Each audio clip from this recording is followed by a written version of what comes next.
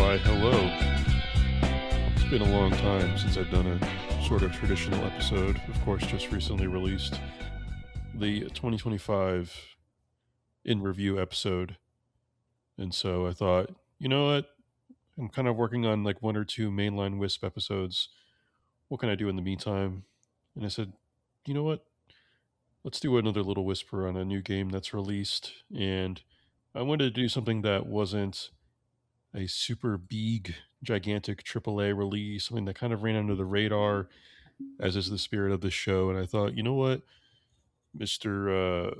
Goichi Suda and his maniacs over at Grasshopper Manufacture are releasing a new game for the first time in a few years, and thought that was the perfect candidate. And it kind of loops it back around to the early stages of this show when we did two of his predecessor games in No More Heroes 1 and 2.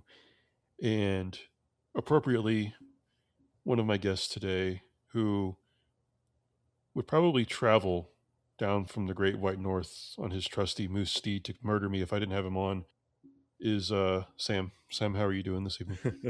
Doing pretty good. I am very honored to be back and, of course, talking about my favorite wrestling fan maniac, Madman, Suda51, and his gang of cohorts at Grasshopper Manufacture in this new game. And it's been nearly like 5 years since they've released a game, so this is pretty exciting. Yeah, I think unfortunately in modern times that's kind of going to be the standard development cycle for anyone that's Yeah. not pure like true single A indie games, unfortunately, hmm but that's the way she goes. Um, both of our bellies are full of katsu curry appropriately to commemorate this episode. Yes, it is. One person had a good consolation prize in tacos. His name is Cameron. We affectionately call him Frog. He is a return guest from the wonderful The Messenger episode, and he is here. Frog, how are you doing this evening? This I'm afternoon? doing quite well. Thank you for having me on again. Uh, Cool. Always happy to be here. Haven't really talked about Suda with you, so looking forward to being able to jump into that because this is a very different game from The Messenger, but it is within the spirit of the show. So thanks for having me on with this. Yeah, for sure. Glad we had you on. It feels like forever. Time just flies. I go back and look at old episodes, and I'm like, man, I really haven't done that many in frequency. Although it can be a scheduling and time demand issue due to playing new games. But no, it's always good to, even if I have repeat guests on, it's always good to be playing a wide variety of different games. So, keeping with tradition, I want to do kind of a soft opening as we usually do. And let's start with kind of what we've been playing very briefly, shouting out. I'll start with you, Sam. You can talk briefly, and I think the current circumstances will dictate speaking briefly on it to avoid spoilers. But you were Yeah.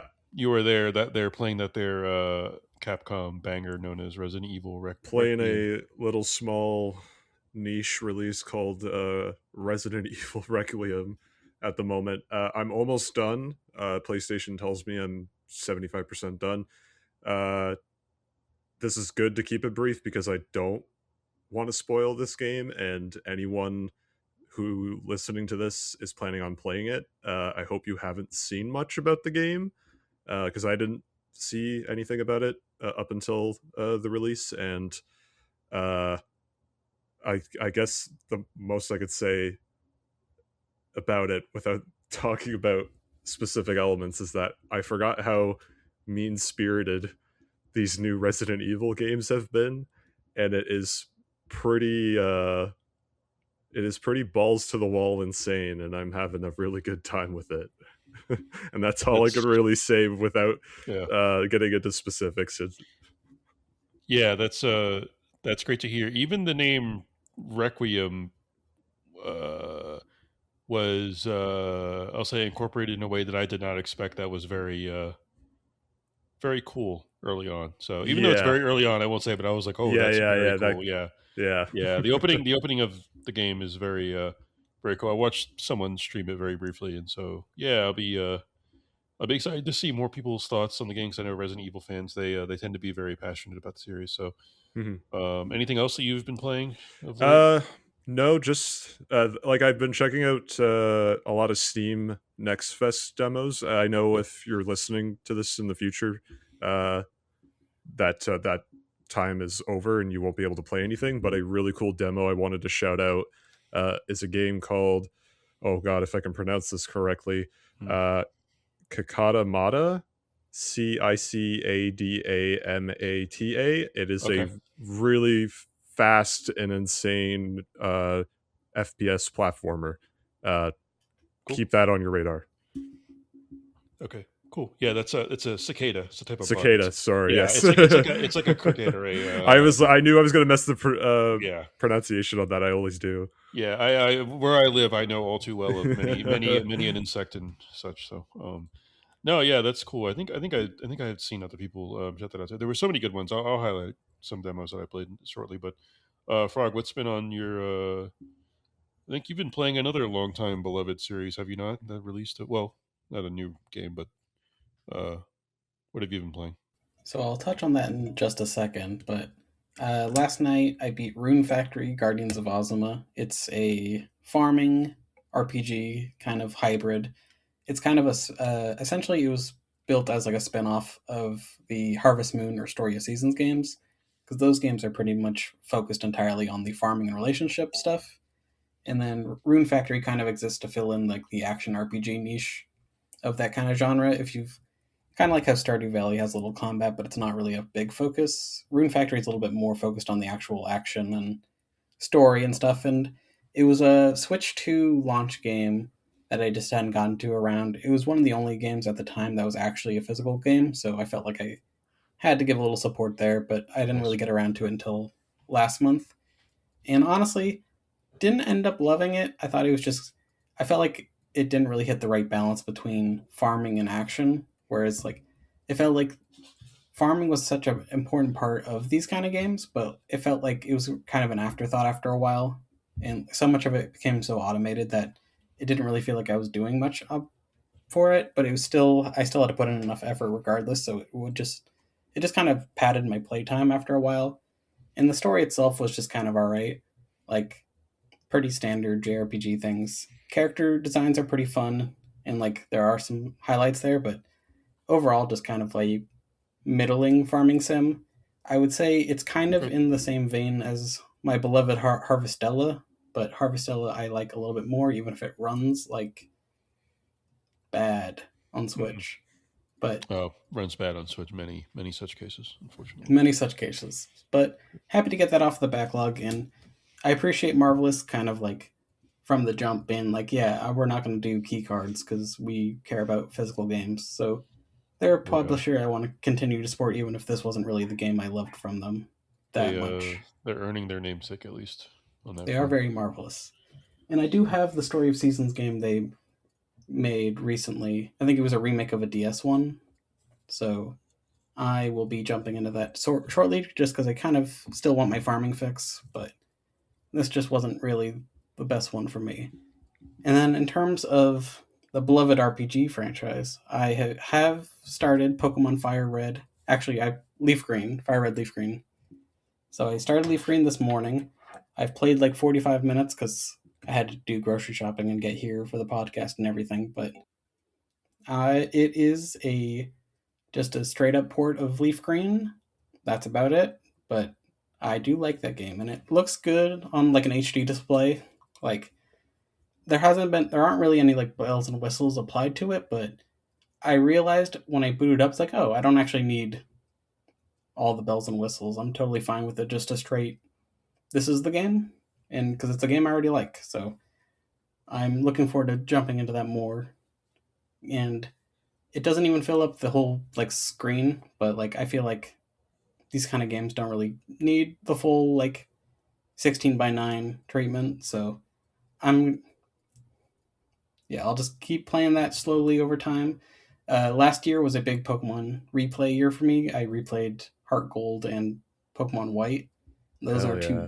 two of my favorite ones. So Heart Gold's my I'm looking favorite. forward to revisiting this one because I grew up with the Game Boy Advance, so I played Ruby, Sapphire, Emerald, and Fire Red and Leaf Green, but I definitely gravitated more towards Ruby and Sapphire.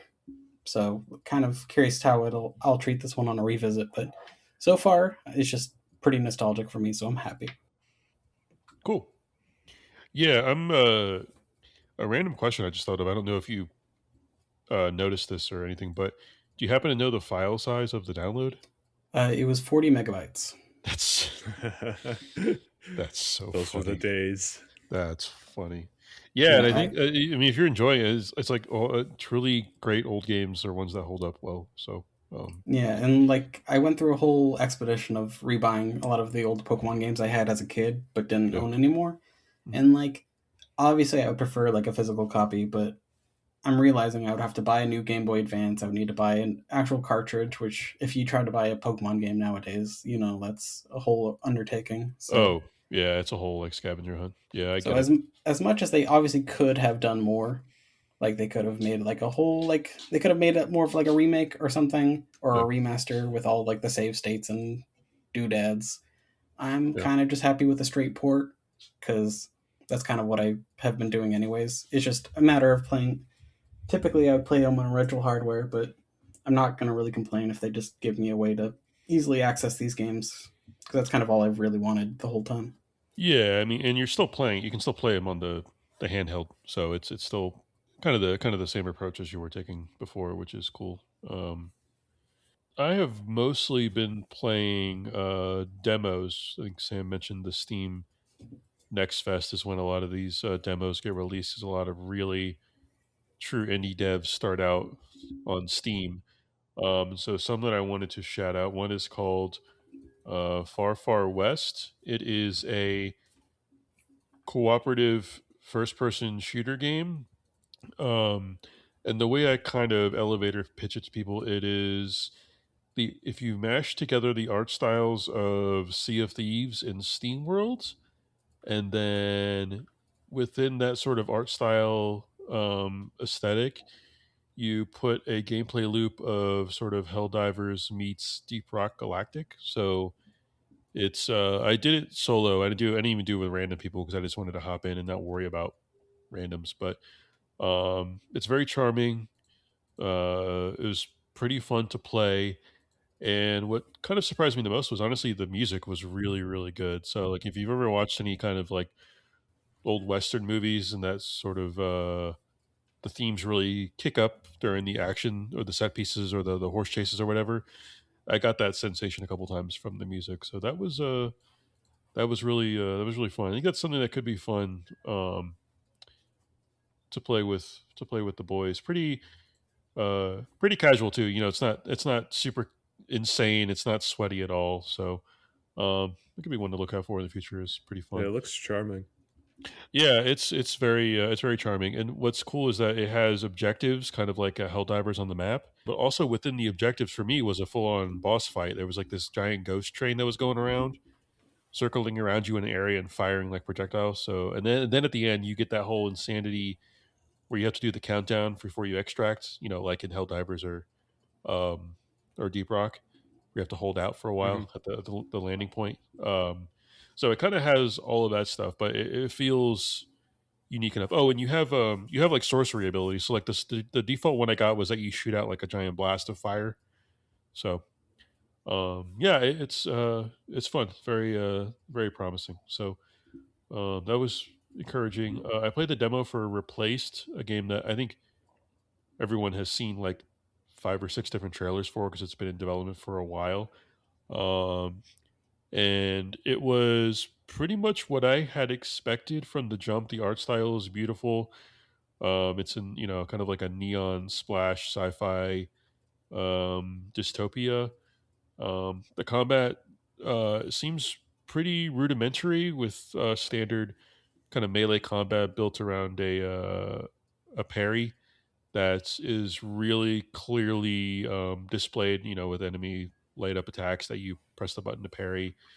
Um, and you get a gun which serves as a meter that you build up towards a special parry and finisher. So while it doesn't really seem like anything that mechanically demanding. The combat was still satisfying with how it feels and the animations that you do for the various finishers to kill enemies. So, and at its core, it's a 2D sort of a inside Limbo clone. So you're gonna go through and do some environmental puzzles, push things around, swing on things, jump on platforms, and then do the combat. So yeah, that looks pretty promising. I also played Darwin's Paradox, the demo. It's The the octopus co- game.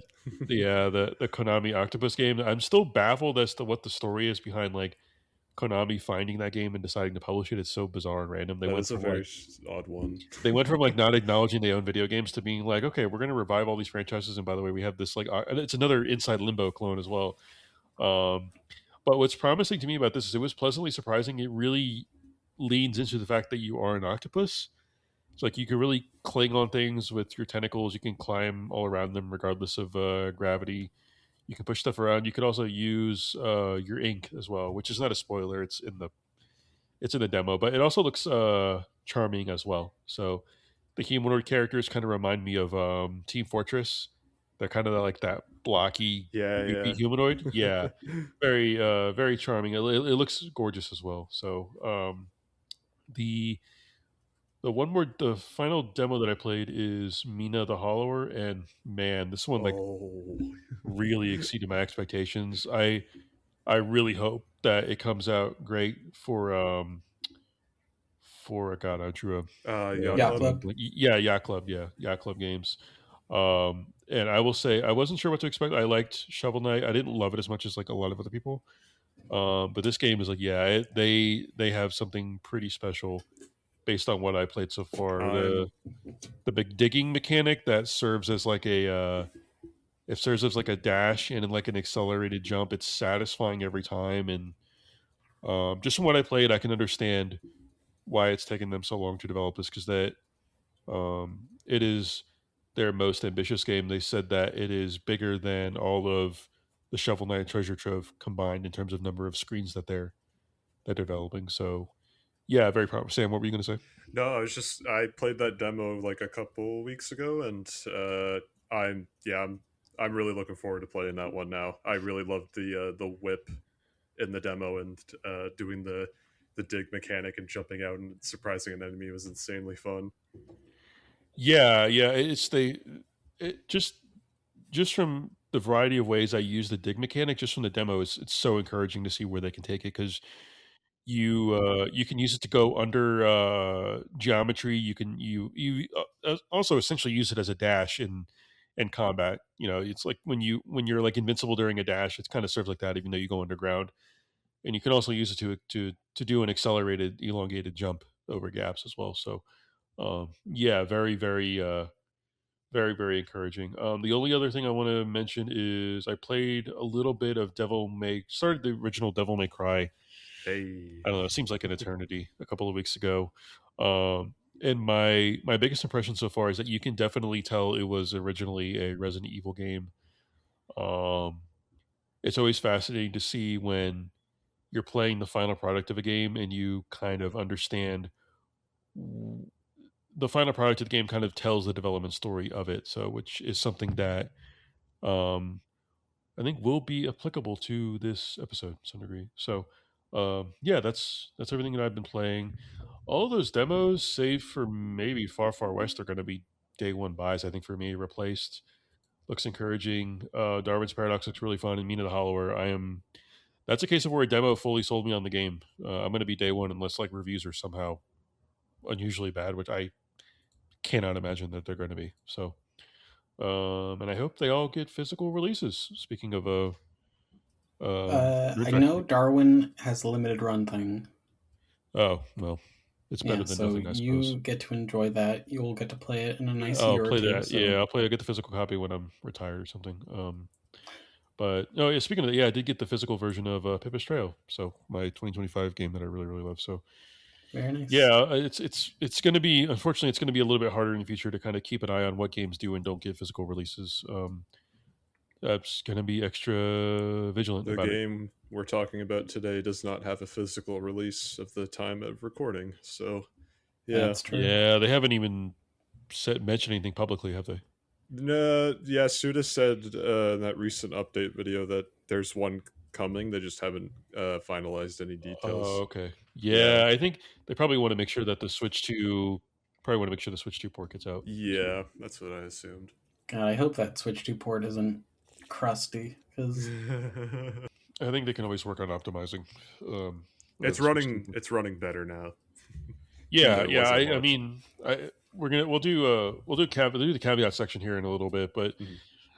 honestly, the performance wasn't even something that I recalled as caveat. I had like one goofy thing that was a full on bug that they had like apparently a bunch of people had, but that was just like a really weird goofy thing that Mhm. I'll excuse for a smaller developer. Um, so kind of on that note, I wanted to start off with our first kind of main section of this episode as being this is more for maybe probably the most for Sam since he's the most experienced suit ahead. But we'll start with Frog. What were your expectations going into Romeo that you kind of had, if any, that you had in your head about what you were expecting from the game? honestly, I wasn't really sure. Like, I watched all the trailers, obviously, and was excited for it, but I don't think I had like any like lofty expectations. Not really not necessarily in like a bad way, but more like I would see the trailer and it looked like, yeah, that looks like a Suda 51 game. I think I'm probably going to enjoy it. And then some spoilers for the topic at hand, but yeah, it's a Suda 51 game and I enjoyed it.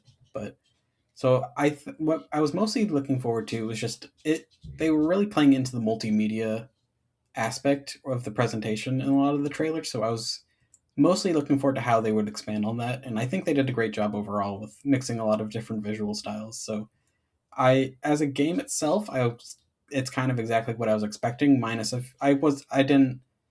There were some aspects of like the level design or like the overall structure that I wasn't entirely sure. Not sure, maybe just because I didn't pay too close attention to all of the trailers. But Uh-huh.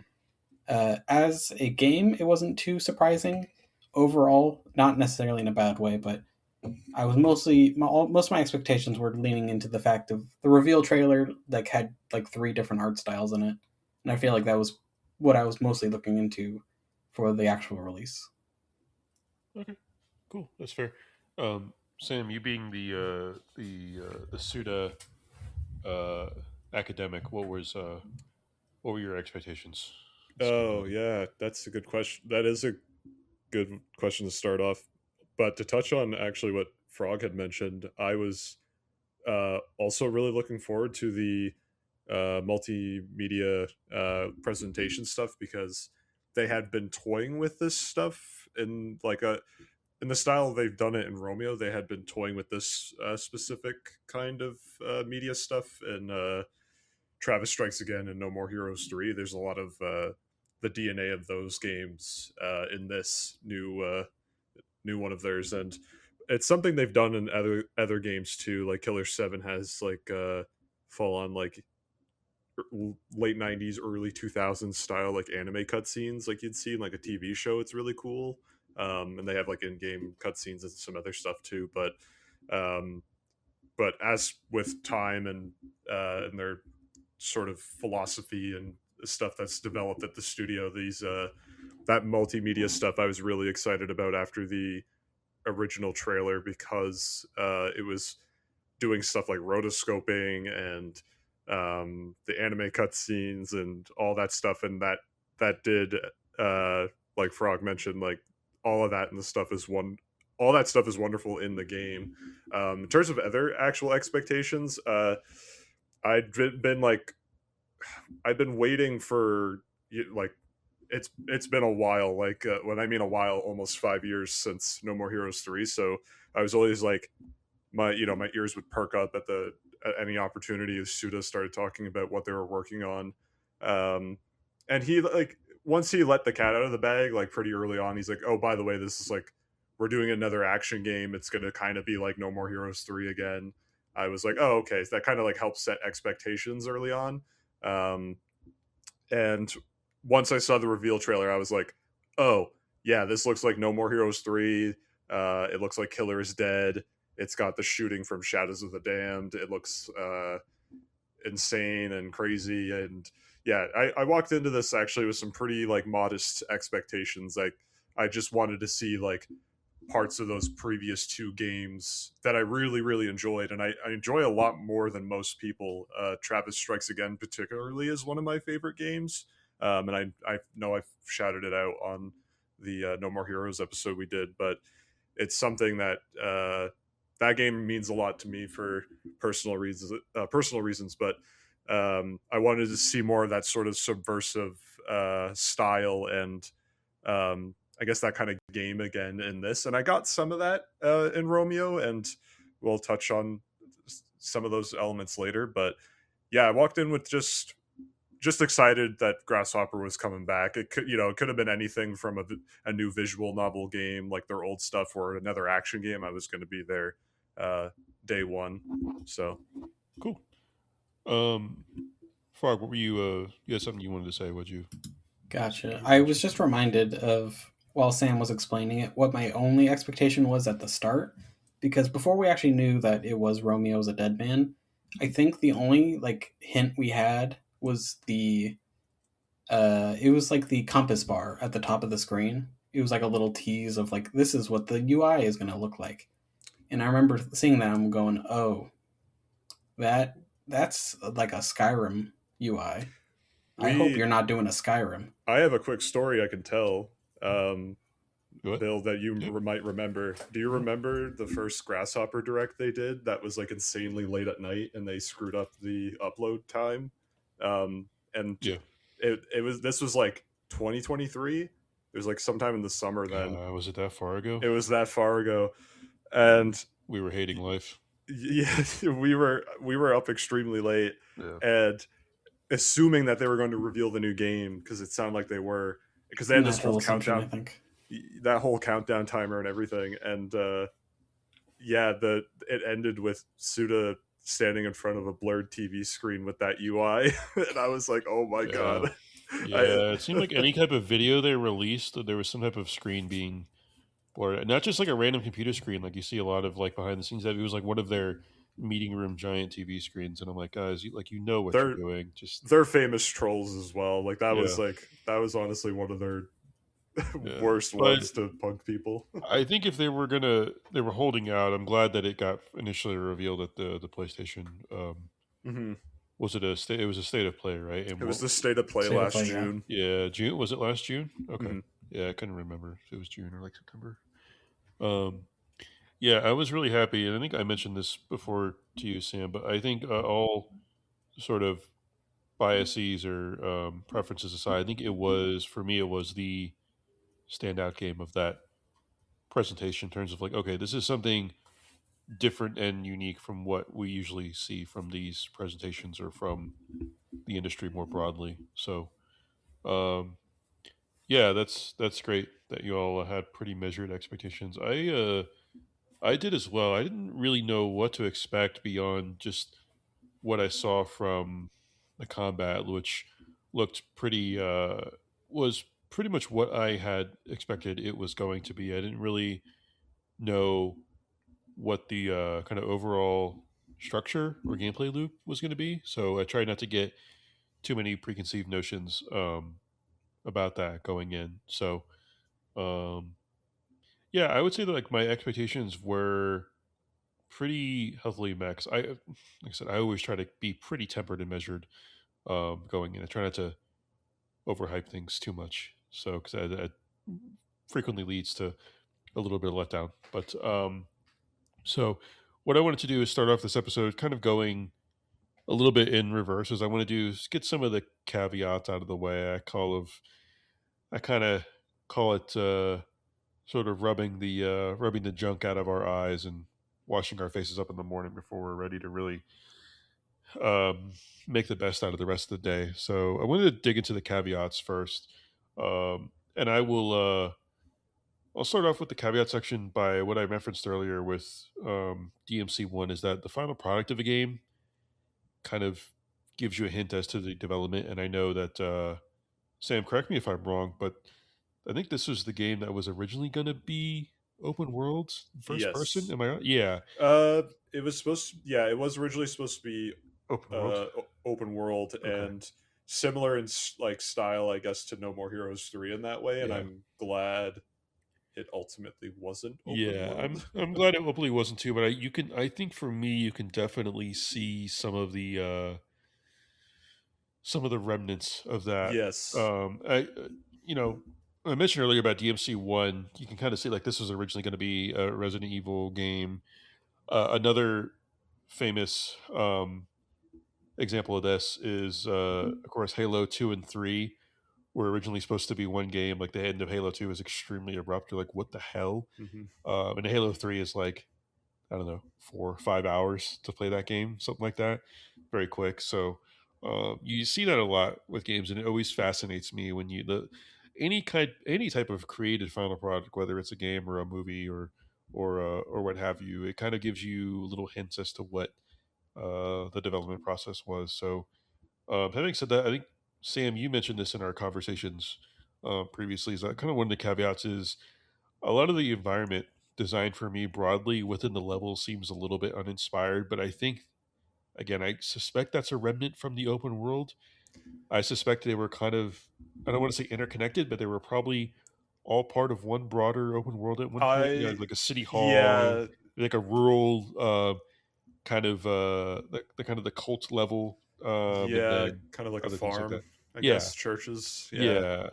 It didn't bother me too much because again, the Grasshopper team is very small. I was even kind of surprised how small it was. It was like I want to say 40, It's like maybe 50. 50 people I think it's total. 50. Yeah, I know they in the grew. credits. Um, they might have more employees.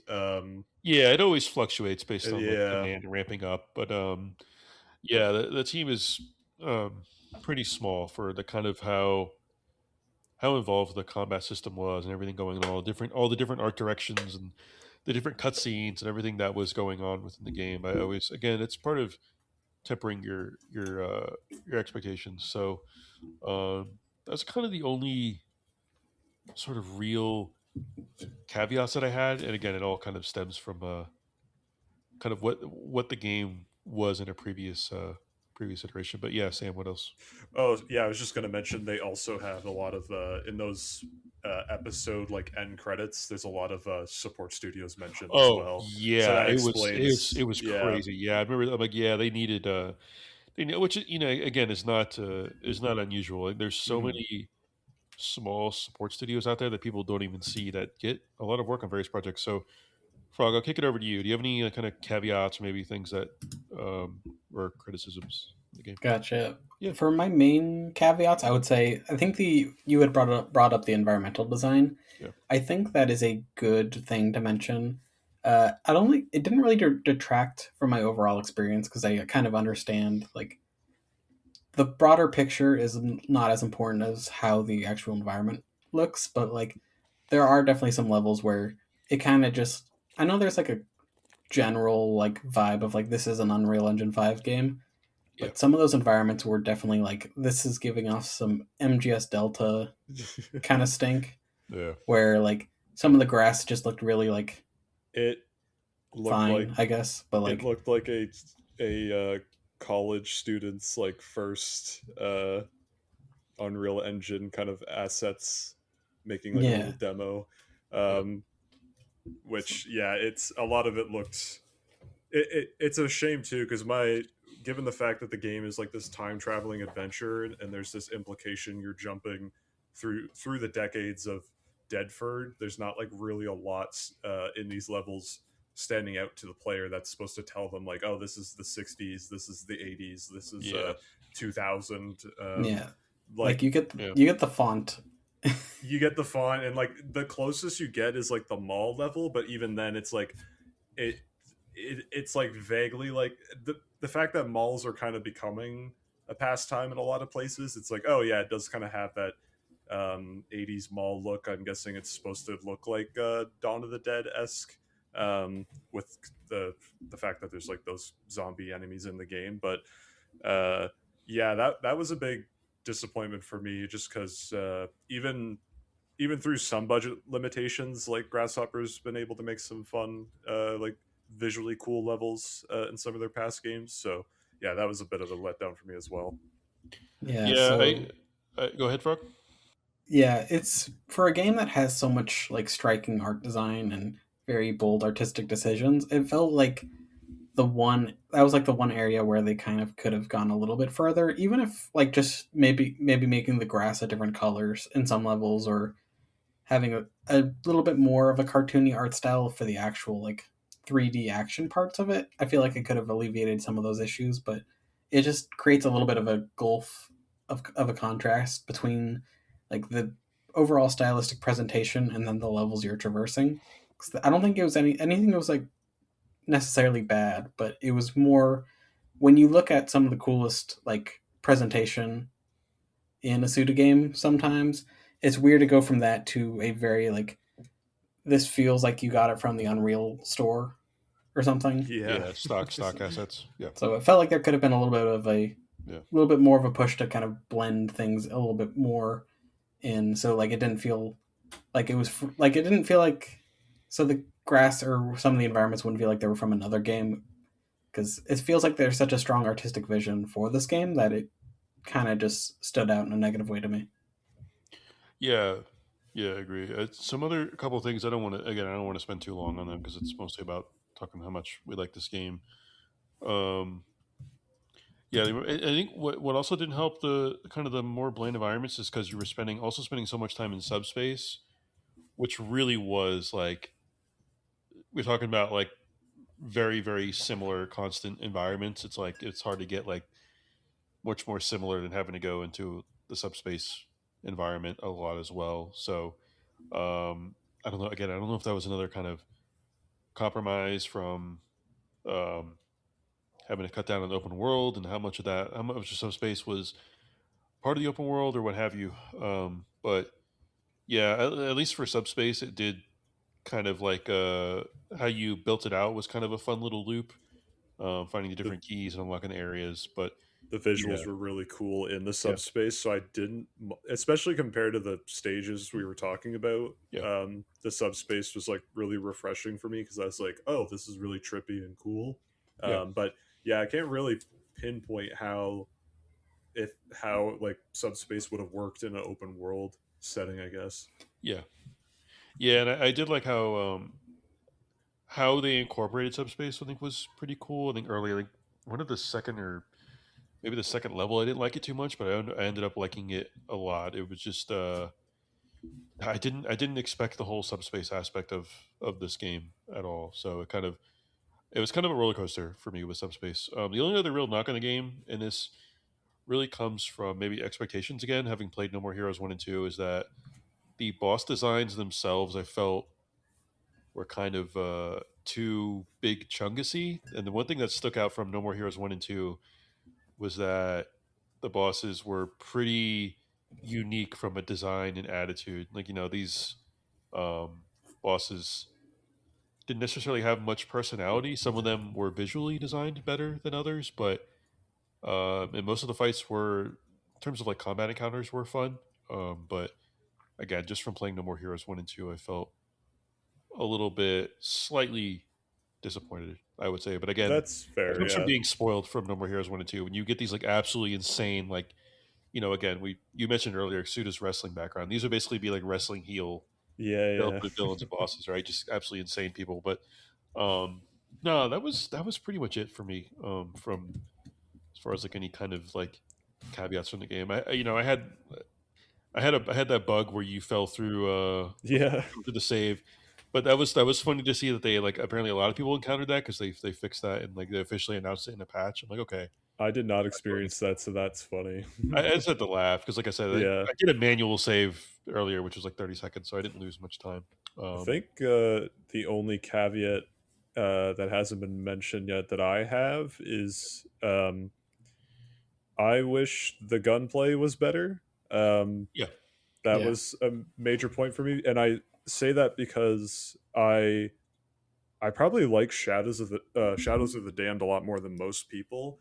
And that game, it just got recently remastered a couple years ago, and mhm. it still remarkably holds up as like a third person shooter. Like it's like that original RE4 tank control gameplay, but like really fast. And it's got like some really cool like style style to it. Like if you get perfect headshots, it does like this really cool like crash zoom effect, like in slow motion. But yeah, that was a little bit disappointing for me because yeah, the pistol in Romeo didn't really feel good to actually use on enemies at any point, unless you were like trying to aim at like a weak spot on Yeah, bosses or. yeah, So I kind of just stuck to the shotgun because it had a wide spread, and then um, the rocket launcher was fine and fun. I knew it was going to be slow to reload, so I didn't use it super often.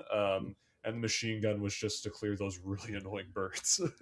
But yeah, the yeah. The gunplay was. birds, yeah, the birds are bad. Yeah, we can go more into the weapons Mhm. a little bit later on. So yeah, let's get into like kind of the meat and potatoes of this episode, into the game itself and to aspects of Romeo here. The first thing I want to get to is probably the lightest, I think, part of the game is kind of go into what we can with the story and the characters. Um, I'm trying to remember even how the story technically starts because it's so insane with time jumps and elements. Is that Romeo dies, correct? Because the game is Yes. Romeo is a dead man. He is killed, and I'm trying to remember. His, it Is it was on that trap, that road stop? it Right? was on the Yeah. road stop Yeah. late one night, and that's when Deadford itself is believed to have been like completely removed out of time and space, and so does the rest of the world, and it causes some sort of time travel event that happens in Deadford causes like the entire universe to be in this sort of fragile state, and Romeo's grandfather Benjamin shows up, some version of him at least, and saves Romeo with the dead gear system, which is something he built, and it basically Right. revives him as what they nickname him, Dead Man. Right. Right. Yeah. Because I'm also remembering the trailer too, which is like totally insane. They're like eating the curry at the kitchen. And he runs out. They run outside. And he's dead, and that's when they replace it. So I don't know if that was like an alternate. I think I think that's the actual event because in the opening cutscene, I think that's supposed to be a dream sequence because Romeo um, Yeah, as they always go back to her during the game, right? yeah, Yeah. Romeo Throughout the game. recalls Yeah. that as a nightmare he keeps having with the White Devil, um, early on, and there's a few recurring segments throughout the game where he because it's the actual event is that's where he finds Juliet on the road. Right. Right. Okay. Yeah. I think you are right because it shows us the dream sequence of him getting attacked by the White Devil and then becoming Dead Man. But in the comic transition between like you becoming Dead Man and then getting the gist of like you fighting all the different Juliets, Yes. Benjamin explains that like, oh, we were all just eating dinner and then you got attacked by it and then I had to use it. So I think that the actual like rotoscoping cutscene for that is the real event. It's just it's presented kind of casually after the fact of it's seeing the not in dream. the yeah it's not in the game, weirdly enough. I was kind of expecting it right after, but it didn't. Yeah, yeah, That yeah, that was a that's strange maybe omission. a caveat about this game is like amid all the insanity and nuttiness, the storytelling is a little bit messy and inconsistent. I mentioned to you, Sam, a while back that a big reveal in the I guess we can go into spoilers. The reveal that Juliet was one of the original like agency founders Yeah, was just revealed in a random note that you pick up. I'm like, oh, okay, that's just like kind of yeah, and revealed out of nowhere. it's also Maybe they the ran out of note. budget for. It Yeah, it's also a note that's like you could easily miss before the final boss as Yeah, well. Yeah. So that yeah, was a very that's a kind of common thing I've just come to expect with Suda's games as yeah, I've played through their catalog. It's a lot of the story, any of the broader storytelling that's like trying to get really heady and sort of into the surreal like this game does, which is something I yeah, didn't expect because I was expecting maybe something a little more straightforward to the original No More Heroes. Is that it does get really weird, subversive, and out there, and a little messy like some of the earlier games, which I do find charming and I like, but I totally get getting frustrated by it.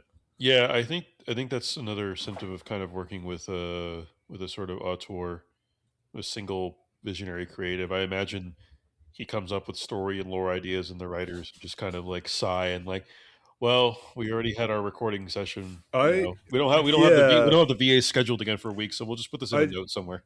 I do want to mention too that this is like the third game with Ren Yamazaki being like co sort of, well, he's the game director and Suda's more broadly a creative director on these games now, and they both write these games together. So I am curious to know like how involved is Suda with Ren on like writing these games, and how they go about writing it.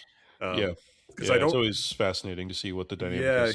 he's pretty modest in interviews generally, especially these days. Like people always like talk to him about, will ask him about like him and like I guess like how he makes games, but um he always refers Grasshopper like he's like really modest, like, oh, we make games like this. Like he doesn't say I make games like this. It's all like not like Hideo Kojima, right? Like he's Oh like yeah, he broadly speaks as like if it's like a very collaborative effort. So he's Suda's very elusive in interviews about story stuff as well. So you'll never get straight answers out of him about anything.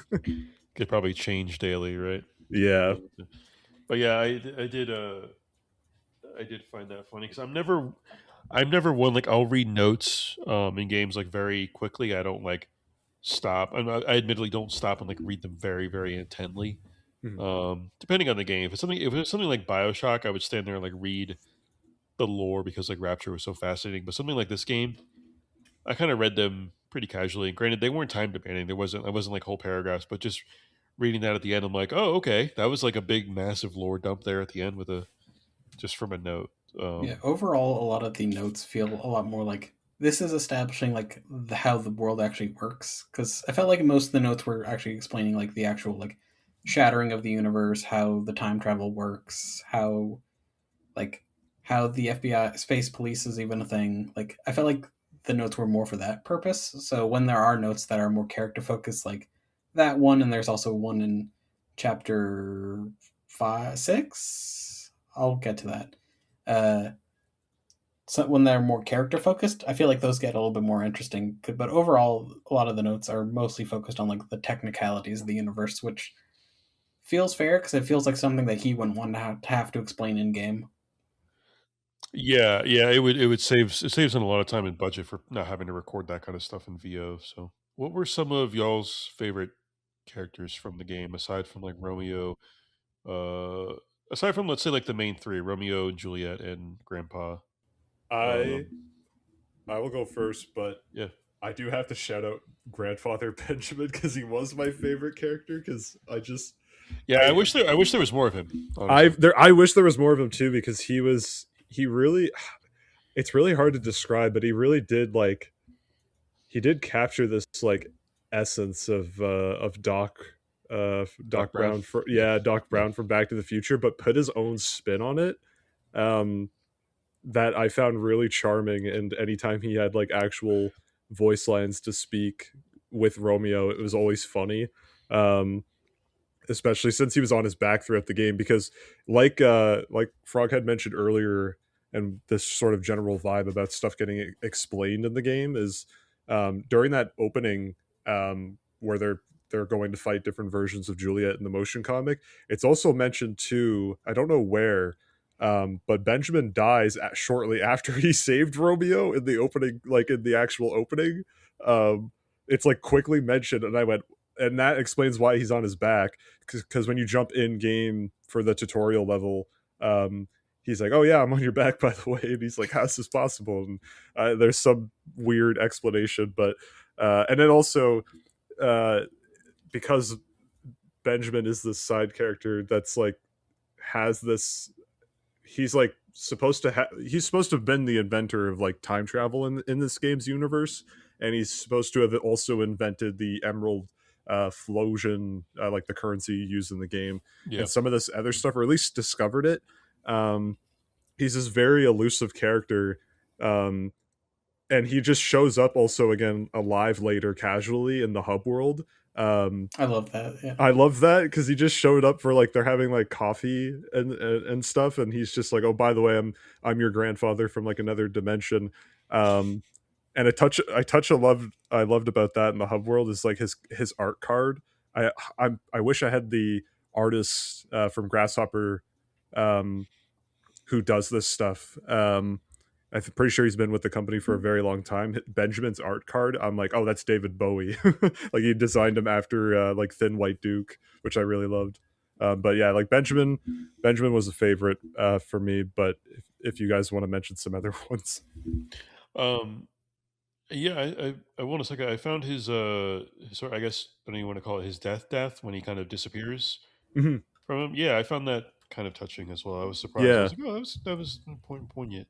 And I don't know if it was like again without tours, you think like every little detail is deliberate, but he called him Ben, which I don't know. Maybe I guess is a play on Doc Brown, but I also read it as like sort of like Uncle Ben from Spider Man. yeah, So potentially. kind of teaching him, and him being on his back was almost like a Master Yoda thing. Oh yeah, Being I on didn't Luke even think of Skywalker's that. back. Yeah, yeah, Yeah, yeah. And you kind of start out in that swamp level too, so it's like that's okay, true. yeah. Good That's point. true. Okay. Um, but no, I think I'm trying to think who else did I really like from the game. I Do we liked I mention? like I liked his family members. I liked Luna, and I liked the Yeah. mom who made him the curry. Yeah, because Luna was the one who took care of the bastards, right? Yeah. Yes, she was the one farming Yeah, stuff. yeah. I really feel like that captured the brother sister She dynamic as well. she also is shown in some of the prominent cutscenes with Romeo and Juliet's like the ones you get after beating a level where they sort of explore their relationship. She's the one that kind of like suspects there's something wrong. Um like she's like this woman is very strange and she's clearly like not Oh has yeah, ulterior in motives. the full Yeah, diner cutscenes too. The actual like, yeah. so it gives off a sense that like yeah, like Luna's been pretty close with Romeo and she like actively is like trying to look out for him during that before the whole set of events of the game actually happen. And um in some of the notes too it talks about Benjamin as well, like he did like it kind of it's supposed to speak to his character, but I guess it's never like explicitly explained, but he like Benjamin is like a pretty like good grandfather and like he loves Romeo and Luna and Marianne is the mother. Yeah, a lot. Like he isn't like a like kind of distant character or anything like that. Um but yeah, Luna was a fun one as well. Do we want to mention it's like one of the random side characters, but I guess now would be a good time Yeah. Any of them from is it the worse pink? Is the nurse lady? Where's yeah, Is so he help? Pink? any of them from the ship. I Yeah, have like the whole cast. yeah, Yeah. yeah. Did you guys? So I know Frog did the quiz. Did you I do the quiz at no all? no no no. I didn't need a quiz. The only thing that I want to point out about Worst Pink is like her drawing. Frog mentioned Pokemon. She looked like she reminded me of the nurses from the Poke Nurse Center. Joy. Yeah, Nurse Joy. That's what she reminded Yeah, me of. yeah, Like her yeah. design. That's what she reminded me. I don't know if that's what they were going for. Again, who knows that insane man's Honestly, yeah, imagination head. No, I did crack up at y'all going back and forth about the quiz. Like, yeah, I'm not having any part of that. Y'all have fun. yeah. Um, I That think entire go the for it, quiz is Frog. kind of the real game, I think, but yeah, the real gamers. Yeah, no, that quiz. Like by the time I got to like question 50, Yeah, you were going insane. Yeah, I was like, is this the 100 like? Is this like the nightmare version of the 100 quiz question from the silver case? And I was like, oh my god, it is. I was like, okay. I gave up after question 50. I was like, there's no way. I'm not that I couldn't hold out that much longer. It was so painful. I look, man, I played through Flower, Sun, and Rain without using a guide much. I think I earned that.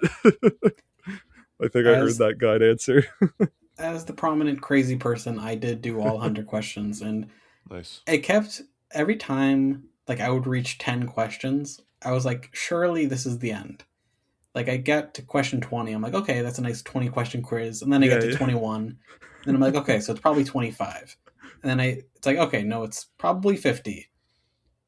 Okay, it's 75, and then it just kept going. I'm like, I really disrespected how much they committed to the bit, They really did. and they I loved really it. like they could have they wanted to make it as tedious as possible intentionally. Also, just every time you get a wrong answer, you have to do the entire thing again, and you have to be really careful not to accidentally skip through anything and hit the wrong things, and you're Yeah. starting at the beginning again. And the best part was just how much like you learn a good amount about Worst Pink through this, and I like because it made me appreciate her character more. But it's also like I like seeing her different art poses. Like it just turns into like an entire like '90s anime like visual novel look for a while, Hmm. and then the art style changes. You're going through like a forest.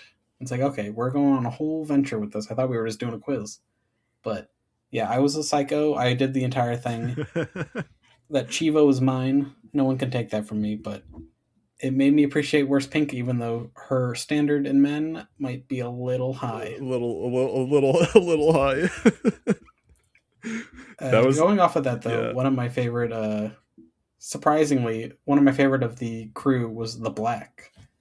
Hmm. Whereas he was just this mysterious like figure, but then jumping a little bit ahead into story stuff, you learn that he's the father of one of the main antagonists from like Pompeii in 79 AD. And that raises so many other questions, but it also explains why he looks the way he does in his portrait. Like it's like they It's have to like have explained. him in a whole Um, containment area, but mhm. like they like the way he's presented makes him seem a lot more like a major figure or like a statue of sorts. And then when you realize that what time period he's actually from, it kind of justifies how he's presented in the game also. And I really like that, but I also appreciated how much like he was just a surprisingly like real father. Like you understand that like he's not happy with doing what he's doing or what his son is up to, but he understands that he's the one who has to make things right about that. And I did not expect that, especially for because he was a character that never really played that much of a role until that chapter he was in. So, shout out to the Black. We love him. Yeah, yeah. It's some of that story with him is explained in the notebook that's left behind that you find when you go back to the portrait. Um, and it's essentially like a apology to Magrus. Yeah, that's his name, the Magris, son. yeah. Yeah. It's explained sort of his saying like, hey, like, you know, like a really long, like it's like 14, 15 pages, and explaining like it's explaining like the mother died during childbirth, and a lot of that weighed down on the Black, and it and their how their relationship developed as Magrus grew. Um, it sort of had this like influence on people with the way he was like a really like intelligent child.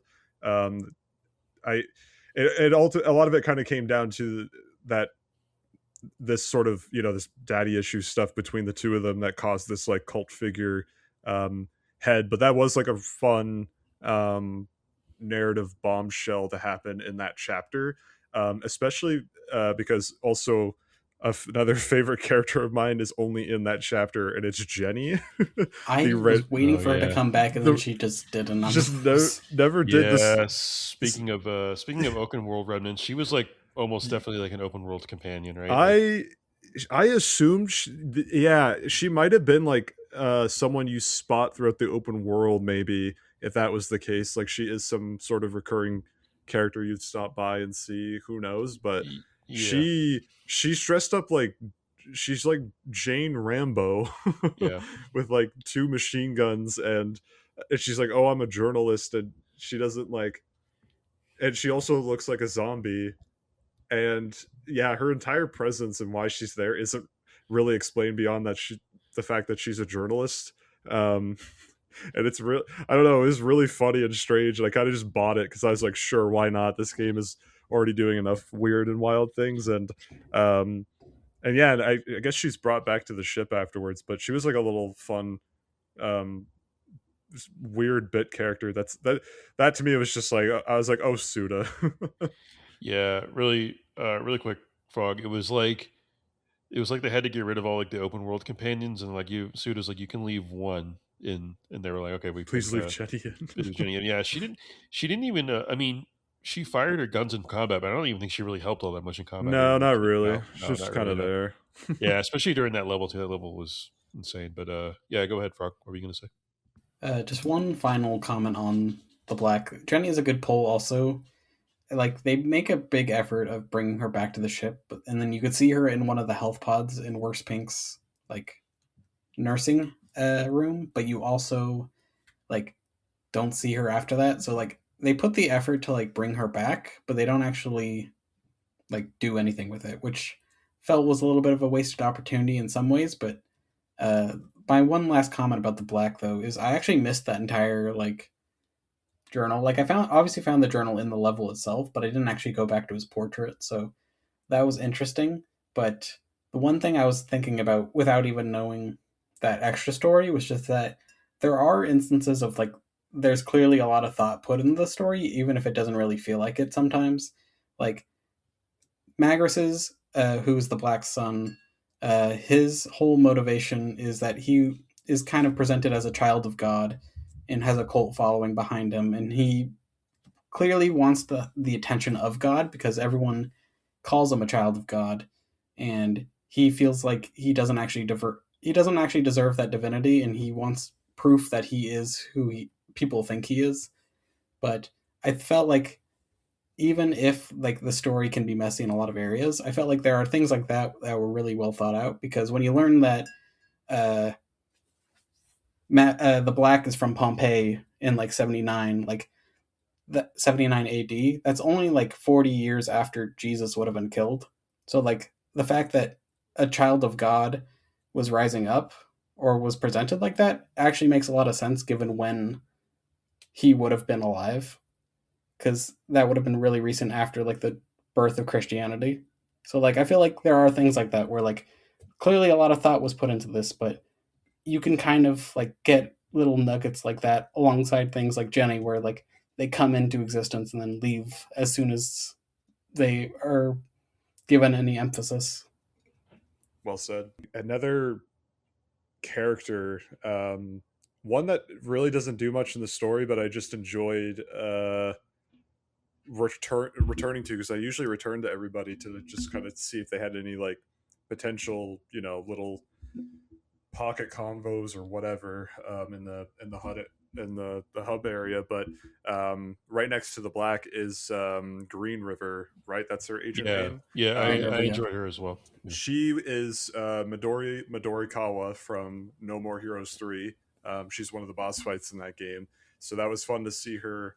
Her and a couple of other familiar faces come back, but her recurring conversations with Romeo about the football strikers Yes. Yeah. was Manchester United. very, Yeah. Soccer. As a soccer fan, I was enjoying that too. Yeah. yeah, that was amusing stuff. I was Yeah. like, I was like, anytime like Suda's like, oh, I'm gonna reference like one of my other games or like have some sort of returning character, I'm always kind of like, oh, is it just gonna be for like a gag? And I was like, okay, this one was a charming one because in No More Heroes 3, there's like a pretty like big, like if you've played the majority of Grasshopper's works, there's like a fairly quotes prominent character who shows up, and it's kind of played off as a gag, and I enjoyed that.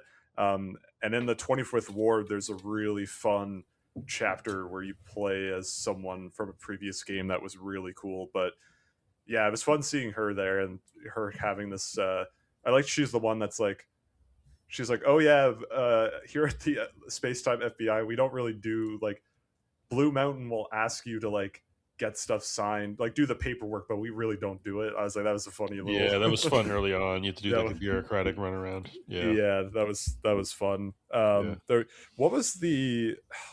I, I blanked because sometimes they reveal their real names, but the cat doctor. Um, Yeah. I was just thinking about that. I forget. Was she red brown? yeah, it was Agent like Red Brown. She was Yeah. the. I liked that there was just this like cat being on the ship too, like Sure. a scientist. Because why not? Because like Because Japan. because yeah, because in No More Heroes 3, Travis's cat, as you all know, Gene, Gene just starts talking, and then Gene is like, he's Gene's like, are you tweaking? I've always been able to talk. And Travis is like, what? And like right from the start of the game, it's awesome. So it's just like random stuff like that where I was like, I love grasshoppers so much. Just Yeah, weird Red stuff like Brown was that. a highlight for me just because the first thing that they say is "Don't this up," and then you Yeah. just see the Yeah. portrait of the cat staring at you, and I'm like, oh, that made me that made me laugh for a while because it's just like Yeah.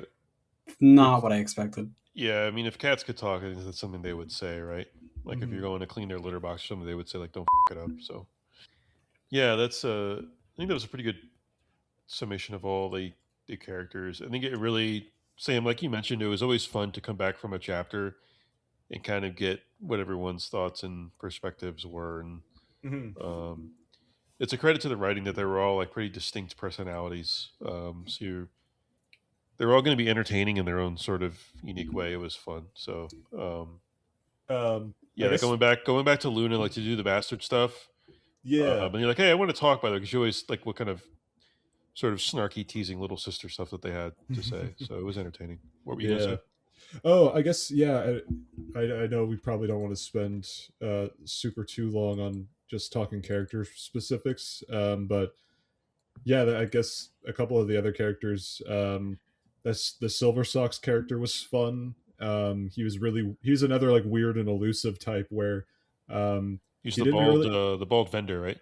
No, that was Silver Sox is the guy that takes you to the kind of the house in the dream where he tests you. The guy, Oh, yeah, yeah, yeah. He was yeah, sitting at the desk. Okay, yeah, yeah, yes, yeah. yes. Okay, So he opens up the boss trials for you to do later to earn some extra points. But yeah, his entire character and role, yeah, he was like a pretty elusive character, and he shows up at like a pretty prominent moment in the story when like you confront the the director who was the guy on the TV in the subspace, the director, or the so-called director of the space-time yeah. FBI, who, funny enough, the during that um, visual novel-esque segment, his character card, he looks like David Lynch, which I thought was a nice touch. That was definitely supposed to be like a Twin Peaks kind of Yeah. reference. Was it Silver Sox that one of He them inter- intervenes and says he you were basic intervenes. yeah, Yeah, yeah, it was one of them who basically intervenes and basically says, "Oh, you were used as bait to try to find this guy, right?" yeah, Was yeah. that He Silver was. Sox? Yes, Okay. that was him. Yeah. Yeah, He's like, his thank you for your for job well done," and then like pieces out. yeah, he just Yeah. pieces out. Yeah, he's Yeah. a very strange character. I thought I had something written down about him here, but yeah, no, he was a fun little like. I always like when Suda does like really strange characters like that who are just like you want to know more about them, but like it's you know, it's like kind of Yeah, difficult to you kind read. of just get just the facts of what their role is served in the story, and then kind of Yeah. their purpose is done. Um, Um. yeah, What? that whole thing with Frog. I'm actually going to kick it over. I was actually going to kick it over to you, anyways. Give me one Oh, second.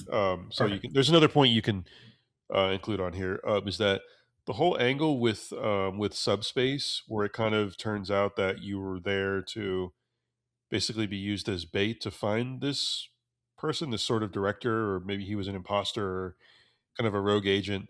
Um, Frog, maybe you can kind of. I'm embarrassed to say that it reminded me of this, but it kind of reminded me of was it Mementos in Persona 5? That whole kind of side dungeon that you go on Yeah, Mementos. that ended up being like a much more important part of the story beyond just like grinding and such. So it kind of reminded me of that, where I'm like, oh, there's actually like a little bit more going on here. So yeah, that was a pretty entertaining sort of resolution to subspace. But yeah, Frog, what else were you going to bring up? I was actually just going to talk about the same thing, so that kind Wow, of works out. But great minds. the one, like, so the main guy who's in subspace, his whole deal is that he's hiding from the space time police, and he essentially can't, like, the way he describes it is that he has so much control over time that he can't actually die. So he just hides out in subspace, and that's why, like, the entire time you're climbing up to him, he's pontificating about, like, we should have a nice dinner. And he's always waxing philosophically, and Yeah, I kind of like how they reframe that because he's just yapping like these quotes that are kind of interesting but also kind of nonsensical at the same time. Yeah. And then when you realize that it's just a guy who's really, really bored, it's like, oh, okay. Like, the only reason you're being like, Romeo, why does an elephant drink from the lake? And it's like, you're really bored. But Yeah, I did love the little philosophical lines where you always like enter or leave of a subspace on the TV. Or he's like yeah, that, and he called him Dead Man by his. Well, I guess he called him both, but he always called him Dead Man in the little TV. So, yeah, and um, I like and, the visual of you going into subspace, like how the yeah, TV kind of distorts while yeah. you're getting beamed in. And if But the I main, if I remember real quick, if I remember, the TV graphic was actually he was appearing as like uh, a server, right, in a restaurant. So that It was kind was of a man it's kind of sitting. foreshadowing, right? Yeah, it was a man sitting at a dinner table, like Okay, either he was like sitting in front of a steak or like spinning like a so it was teacup, kind of like a foreshadowing there, right? Yeah, yeah, yeah. yeah. That I was cool. like the. I really love the he like points his finger to like zap you yeah, in. that Yeah, effect is so cool. Yeah, yeah, I always loved just those yeah. transitions. Little details like that. Frog, what else were you gonna say? I it's just a general semantic question because like they reveal once you're in the final chapter that his name is JEH, and I wasn't sure if they were doing like a Yahweh thing where like how it's spelled is not how it's pronounced, and I don't know if his name is just Je or if he's actually like supposed to have like a Hebrew name, but Oh, I thought that that was I an I thought think interesting. I think I it's thought it an was I think it's an acronym, yeah, I or thought it is was like his supposed to initials. be. I thought it was supposed to be J. Edgar Hoover because it was supposed to be like an FBI gag. I Okay, that makes so much sense, and I like Yeah. that way more because I was like, you're certainly not just Yahweh or something Yeah, like yeah, that. yeah. Yeah, that reminds me too. Something. So I can find the image of the TV. There was an FBI reference there too.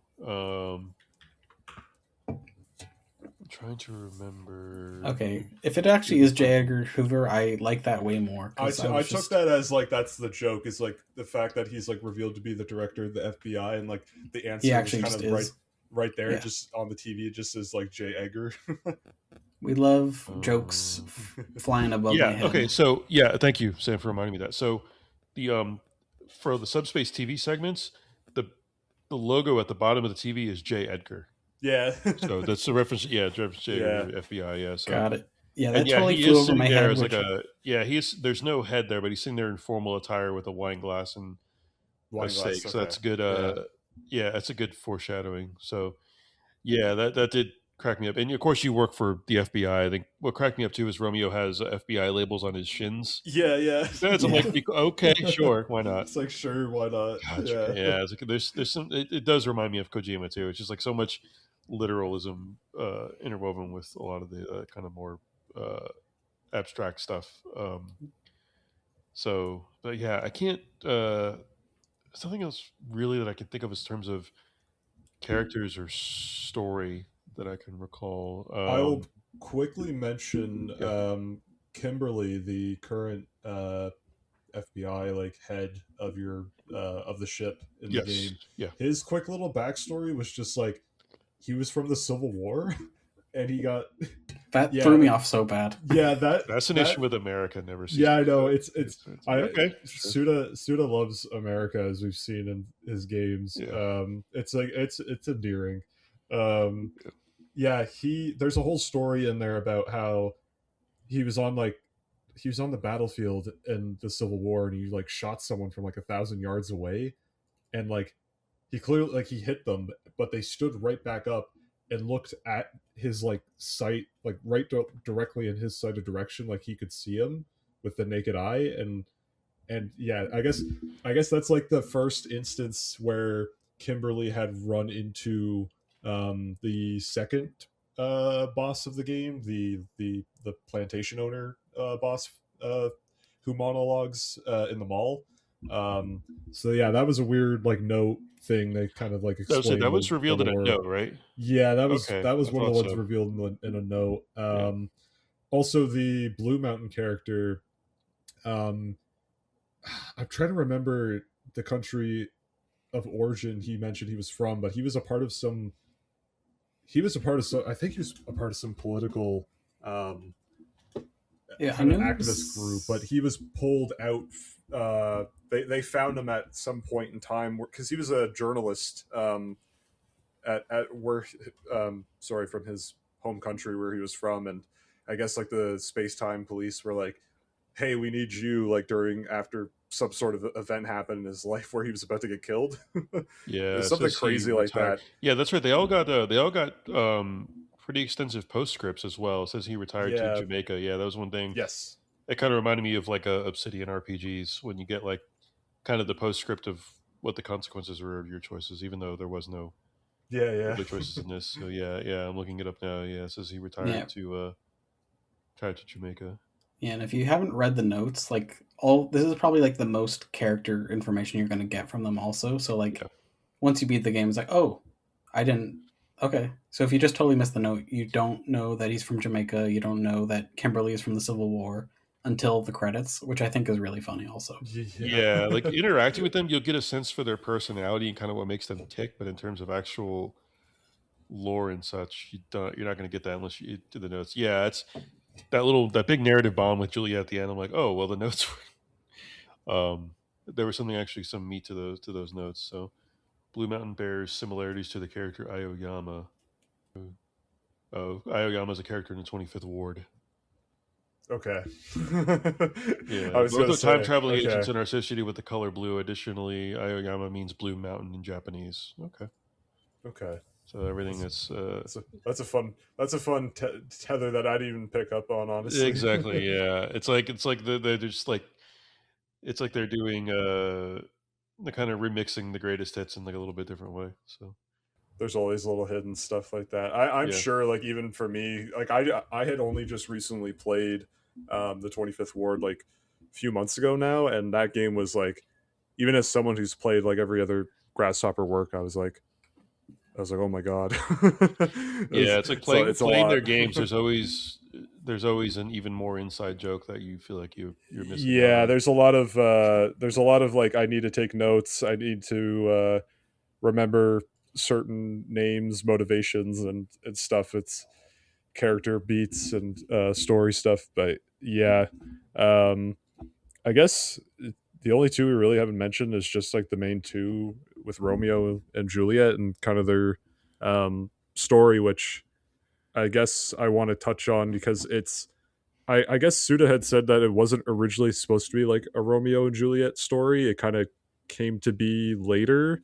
Um, uh, I can't remember how he phrased it exactly, but I guess Romeo was like the first part of the story that was developed, and then she kind of came into it after. But um, their relationship did kind of it. Well, it reminded me of Garcia and Paula from Shadows of the Damned because there's a few instances where um, well, there's I know there's it's shown in the opening motion comic, but when he runs into Juliet and he's like, "Is this the real one? Like, is this the Juliet I know?"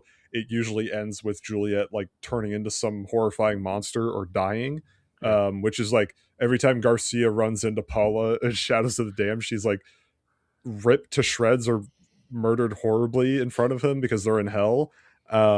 So I kind of like took that as like kind of playing a bit to that motif from that game in a way I wasn't expecting, and um, I it's really tough because as their relationship, like as we learn more about their relationship, it gets more confusing, but also parts of it are there's some revealing stuff. Like I don't know how to read it exactly, but I kind of took the more Romeo actually learned about Juliet throughout this journey that he jumped headfirst into this relationship because he wanted an out of Deadford because at the very beginning of the game he talked about how nothing happens in this town and I he really wanted to get out of here and like Juliet was sort of this he grew so fond of her immediately and had this connection and because he was like, oh, maybe this is my chance of leaving because they talked about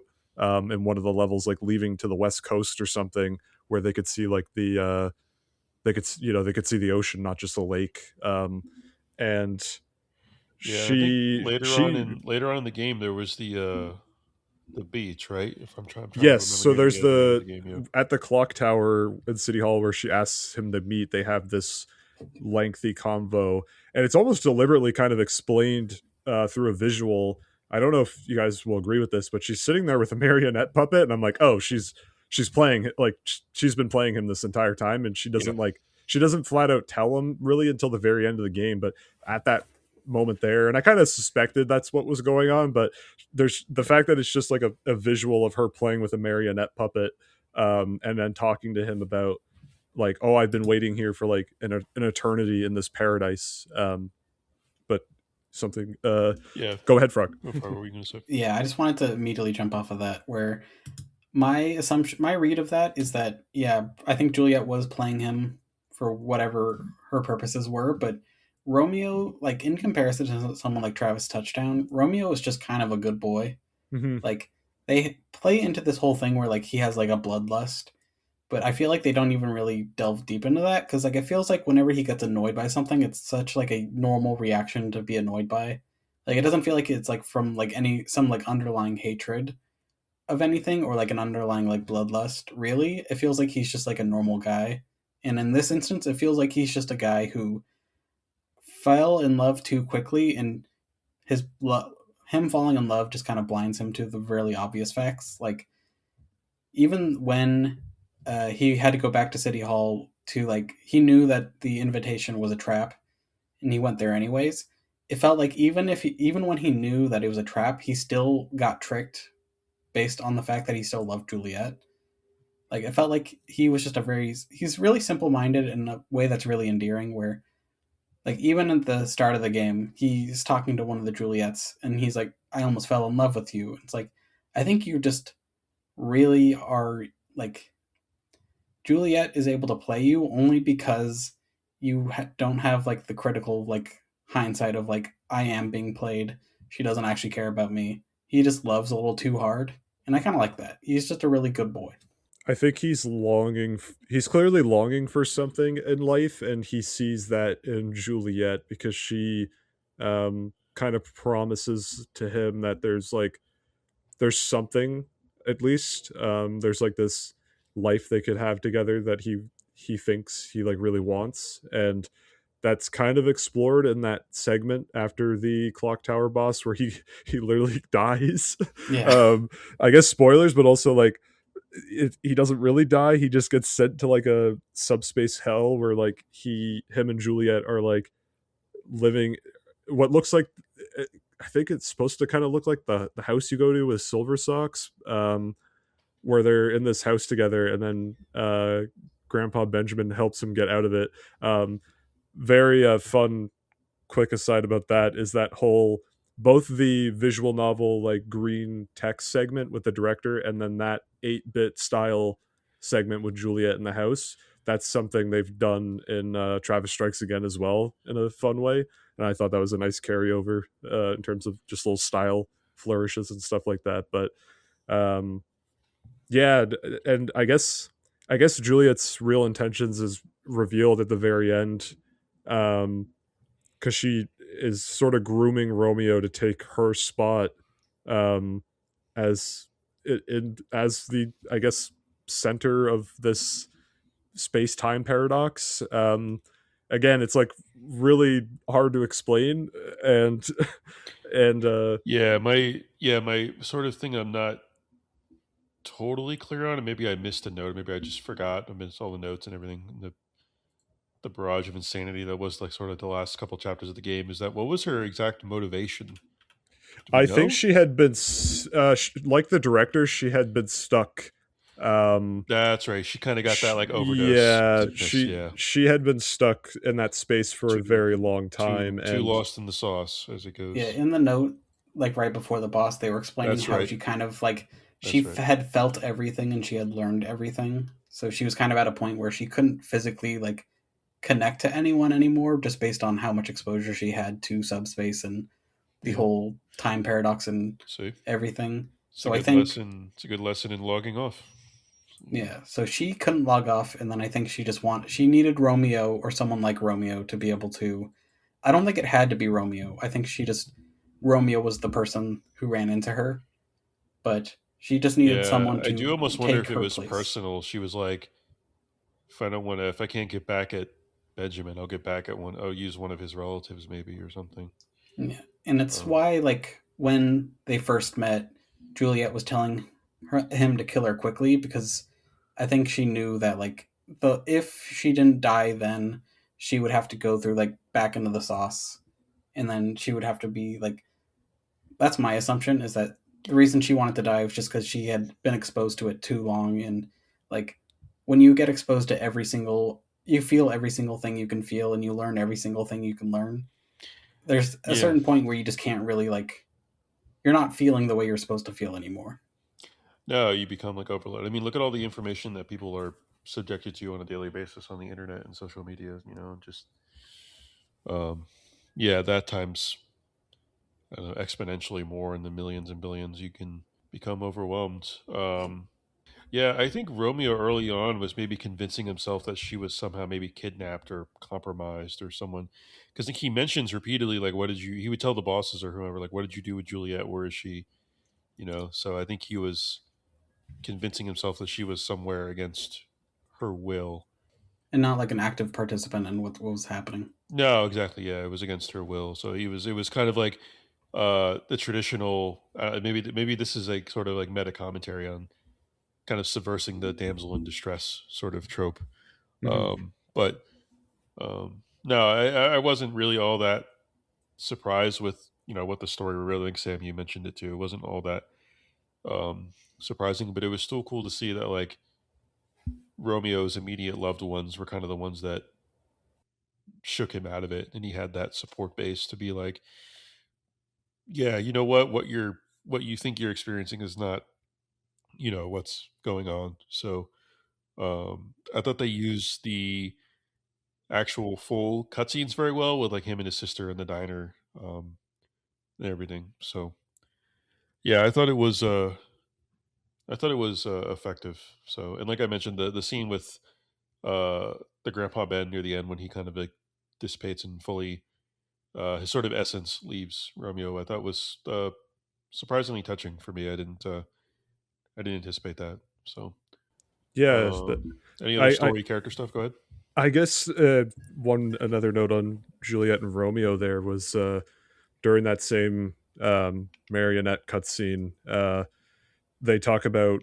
I think she briefly mentions something about paradise, and that's another thing that clicked in my head with Travis from No More Heroes. He talks about finding this paradise that he's referring to, and he like talks about it with the first boss you fight in that game, where um, he says to the boss like, "Oh, you're living this dream. This is like paradise," and he's like there to take it from him, and the boss kind of tells him like, "Oh, this."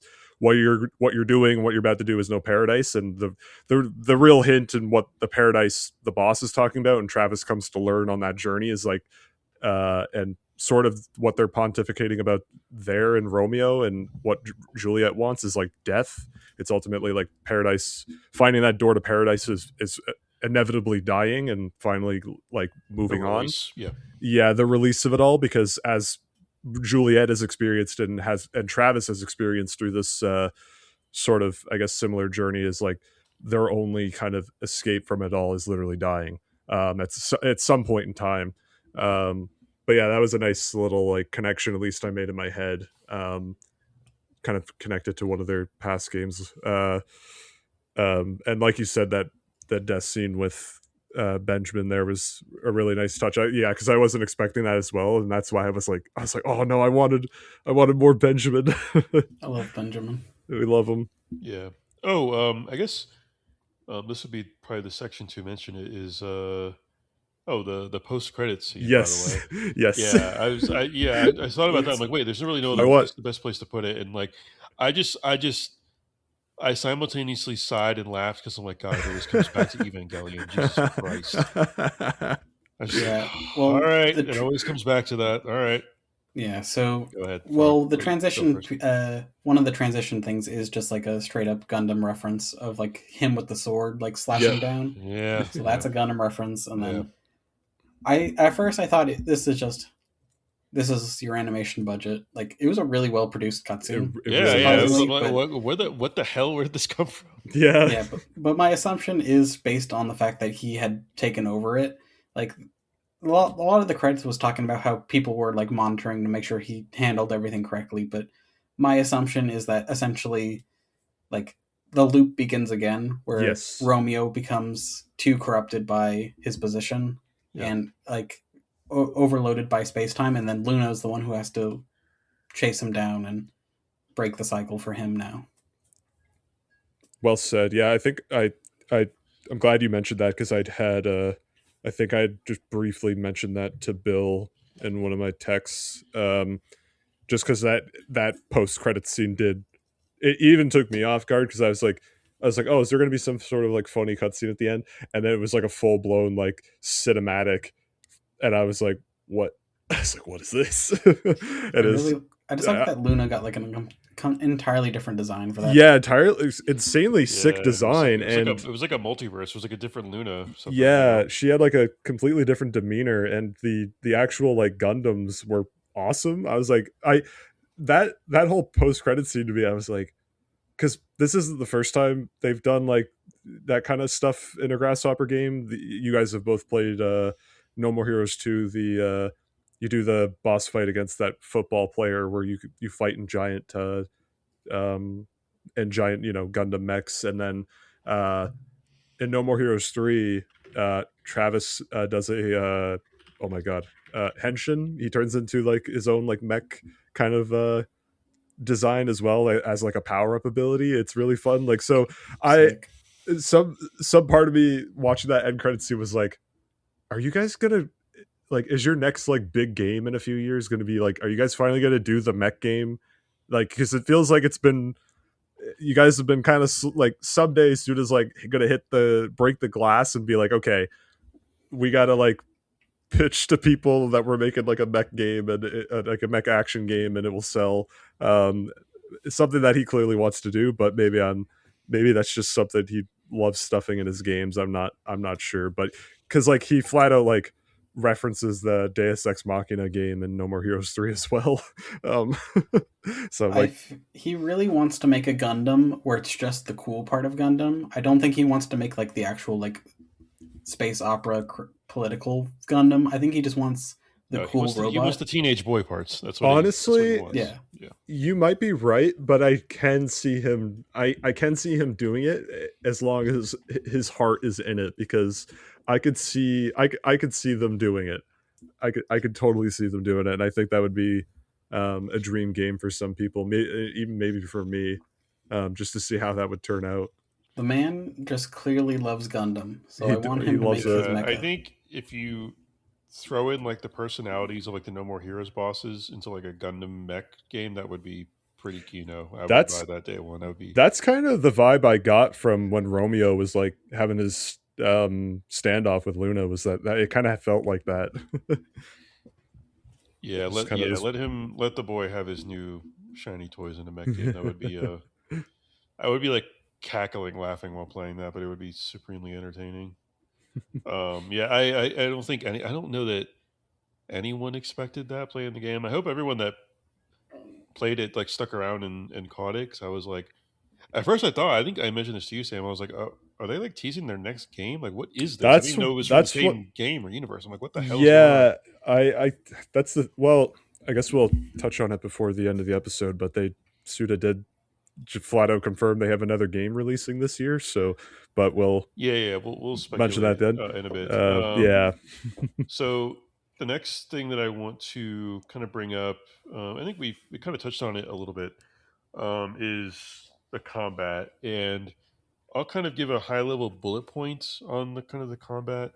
So we have the weapons, we have the melee and the guns, we have the bastard system. I don't know if you call this. I guess it's part of it. It's more of a passive part of the combat. But we also have, I believe they're called badges as well, right? The Yes, badges. Badges and badges Okay, and pins. pins. and pins. Yeah. That's right. Okay, the pins. So yeah, what were y'all's favorite weapons and guns? I'll go first.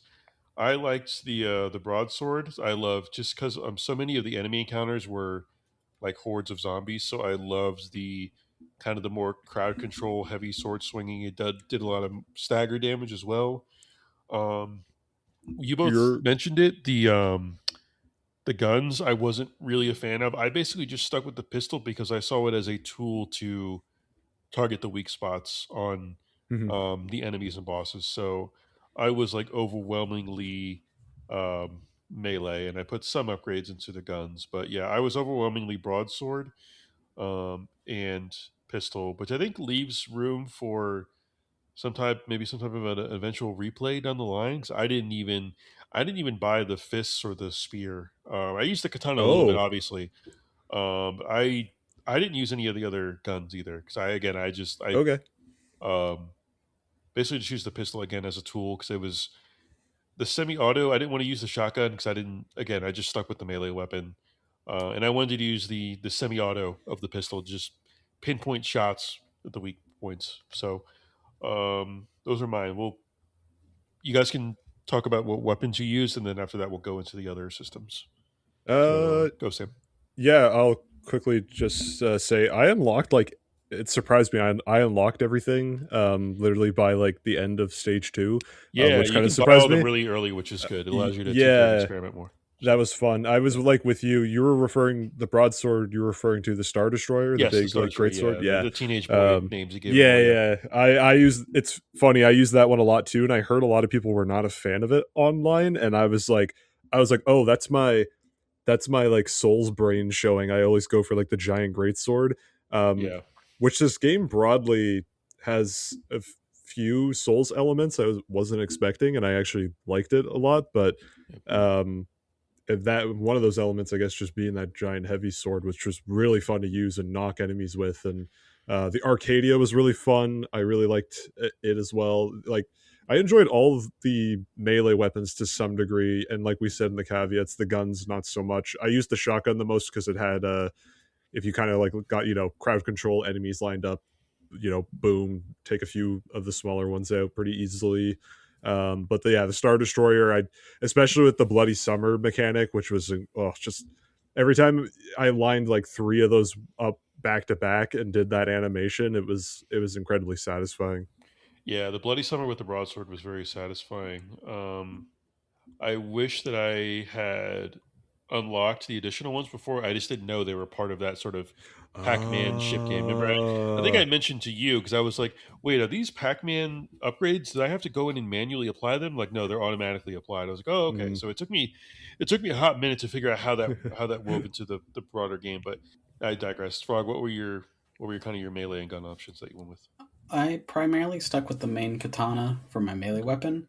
okay, What I was what I got the vibe of is that you can get all the weapons really quickly, like Sam yeah, was saying, yeah, but in terms of upgrading them, it seemed like it was a system better set for like New Game Plus playthroughs where one playthrough was set for one of the weapons, and then you do New Game Plus and you play with the other weapons and unlock as much as you can for the other ones. So that's kind of how I treated it. So I mostly stuck with the main katana for yeah. my melee weapon, but then I used the shotgun primarily for my gun. Also, side note, I really like the name Diaspora for a shotgun. It's kind of sick. But that's a good great name. Now that I'm thinking of it, I think it was really pricey to upgrade the weapons, and I almost wonder if that was more a remnant of the open world economy, where you could go out in the open world and get upgrades So for them stuff. those side dungeons in the game, you would get a lot of those upgrade materials Oh, from there. Silver yeah, Socks, right? I Yeah, definitely Um, like. Yeah, I did a lot of the. I grinded a small amount to do one final upgrade for the broadsword. I farmed the first boss, I think 2 or 3 times really oh, quickly. okay, yeah, The one where yeah, just where you the gamble. I forget which person that was to do that. that was Um, Silver Socks. Yeah, the actual like sub level like dungeons you can yeah, like fly to in space. Yeah, they had a lot yeah, of that's right. the Yeah, they were in the levels too, right? oh, yes, they were in The some of little the levels. tears. Yeah, Yeah, yeah, that's yeah, true. They were also in some of the levels as yeah. well. Yeah, you could get a lot of resources, and there were some. There might have been a badge or two in there. I can't There remember. are some badges in them. Yeah, Okay, yeah. I think I had a glitch early on in one of the first couple of ones where the additional door wouldn't appear. in the Oh, dungeon. So that kind of discouraged me. I'm like, oh, this is kind of I had annoying. a I was being I had driven all the insane. I'm like, what the hell's going on? I had my frame rate and slowdown problems the most there in the game, because and which was strange because it was literally just like the same rooms Yeah, over and over again. yeah, So I was like, why here and not in the busier levels? I Unreal Engine 5, I guess, but yeah. I don't know. I mean, I had some slowdowns, but it was sometimes it was hard to tell with like you get that slowdown when you like impact enemies. It does that like kind of like natural slowdown. But yeah, I had some performance dips, but it wasn't really like anything like too consistent of note. But yeah, that's I think Frog, you made a good point about how it's maybe designed for like New Game Plus, where you kind of invest a lot of resources in one weapon, and then New Game Plus you can get devoted to another one. But yeah, it was impressive how you could do like a real pretty I don't want to say like a full on build, but yeah, you could be definitely be more expressive based on the weapons that you do. I heard some good things about the fists, the Juggernaut. I didn't use those though. Those they're probably fun. yeah, those would probably maybe be the other ones that I would use if I was going to play through the game again. I don't know. The katana was just like I already played No More Heroes, so it felt like a little bit of rehashing, even though it was still pretty fun The flow of to use. combat with the katana felt super No More Heroes, Oh yeah, yeah, like for sure. Down to the how your animations and combos everything. are spaced out and everything. Yeah, yeah, yeah. The just the bloody summer with the broadsword was so fun. You just like smash that thing down. I love it. Very satisfying. Did you Yeah, did you jump and then use it? Because you could do that as well. yeah. Um, There was a badge where you didn't get buffed your jump attacks to like 20% or Yeah, yeah. something. Yeah, I used that for a while. That was satisfying. Also, rolling and then doing the Bloody Summer did an animation as well, and it was really cool. Yeah, yeah, Yeah, just little touches like that I really loved. yeah. The yeah. shotgun also was kind of like my main damage weapon. I felt like I was doing consistently better damage with the shotgun than I was with my melee, which I guess makes sense just because of Yeah, how you can upgrade it depending and on everything. range too. Yeah, yeah, for sure. But especially for bosses, like the shotgun was like my main go-to for DPS, and then I would use the melee to kind of rebuild my bloody summer and everything. But one little thing is that the main downside to Diaspora is just that the weak points are really clear, and I feel like I was aiming straight on, but because it is a shotgun, I don't know how the spread really works in the game. That some I could Yeah, be like dead on, and then it'll just miss. So like, The I pistol think was better the for spread that's yeah. why I for did the pistol. I used it as like, basically like a pinpointing weak spot tool. I did a lot of melee pretty much. So it was really great because it still does great damage. So even if you miss it, you're still doing a lot of damage to them. But yeah, base damage. Yeah, I was always a little confused where like I can like the reticle's like right on the thing, and then it's just like not this time. So that was the only real like downside to it. But the damage itself was still better than my other weapons. So yeah. Does anyone? I think we're good on the weapons. Probably. So leading to the Just a next part. Go ahead. just a quick mention, the Yeah. bastard skills, No, which no, that were was going to be the next. oh okay yeah Yeah, sorry, that was wasn't that probably this is probably my favorite part of the whole game was the bastard system. I had no idea it was in the game. Um, but yeah, it was probably my favorite part. And Sam, you had mentioned it's kind of a callback to No More Heroes 3, some system in that game. Yeah, it's a spin on the Death Glove. Yeah, the Death Glove or the Death Drive from Okay. No More Heroes 3.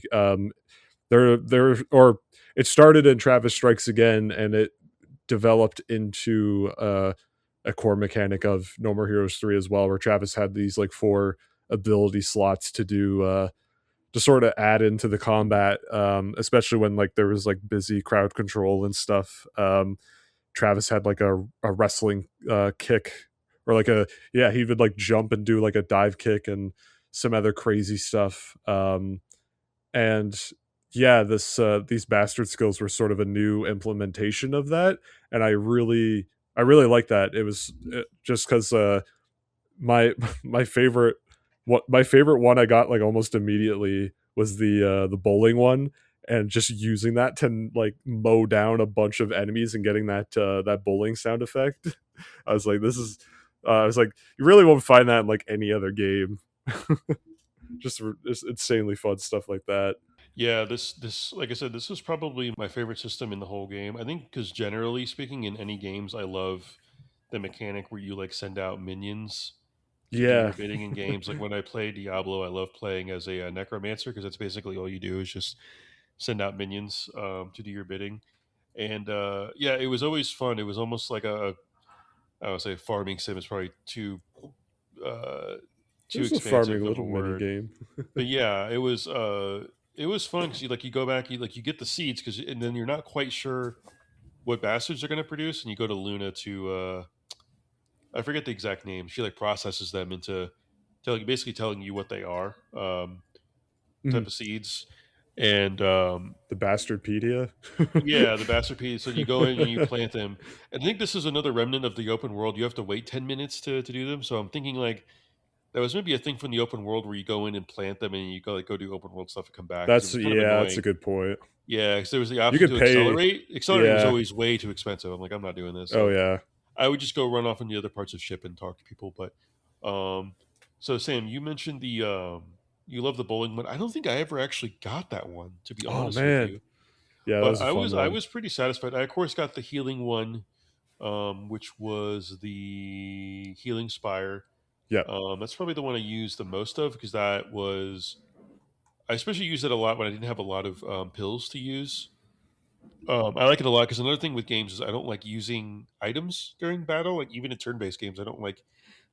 I don't like using healing items. I like to use my abilities because I'm like, oh, it feels kind of extraneous, and I didn't want to have to worry about quick equipping items to slots and like the meals I cooked and everything. So I didn't do much of the meal cooking either. But yeah, I used the healing spire, and then I pretty much put my other ones into damage. I used the multi laser.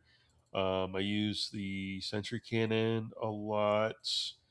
And then what was the other one? Oh, I used the freezing one. That was really The clutch free against bosses. the Frostbolt Yeah, and finding out that worked on yeah. bosses too, I was like, oh man, that's cracked. the Yeah, I it was used good. the Frostbolt with the Grahamala was the name of it, which Yeah, basically delivered this giant like blast of like damage because like a it's Kamehameha from Dragon Ball Z, probably. yeah, something like that. Because like if Yeah, you use the frost bolt, it um yeah, it would you'd have enough time for it to like spin up and then do damage. Because if you didn't use the frost bolt, then you're hoping that the boss is in like close enough range. oh So yeah, yeah, it was a deadly mix of like guaranteeing me like a damage yeah, hit every time. So that was like pretty OP for me.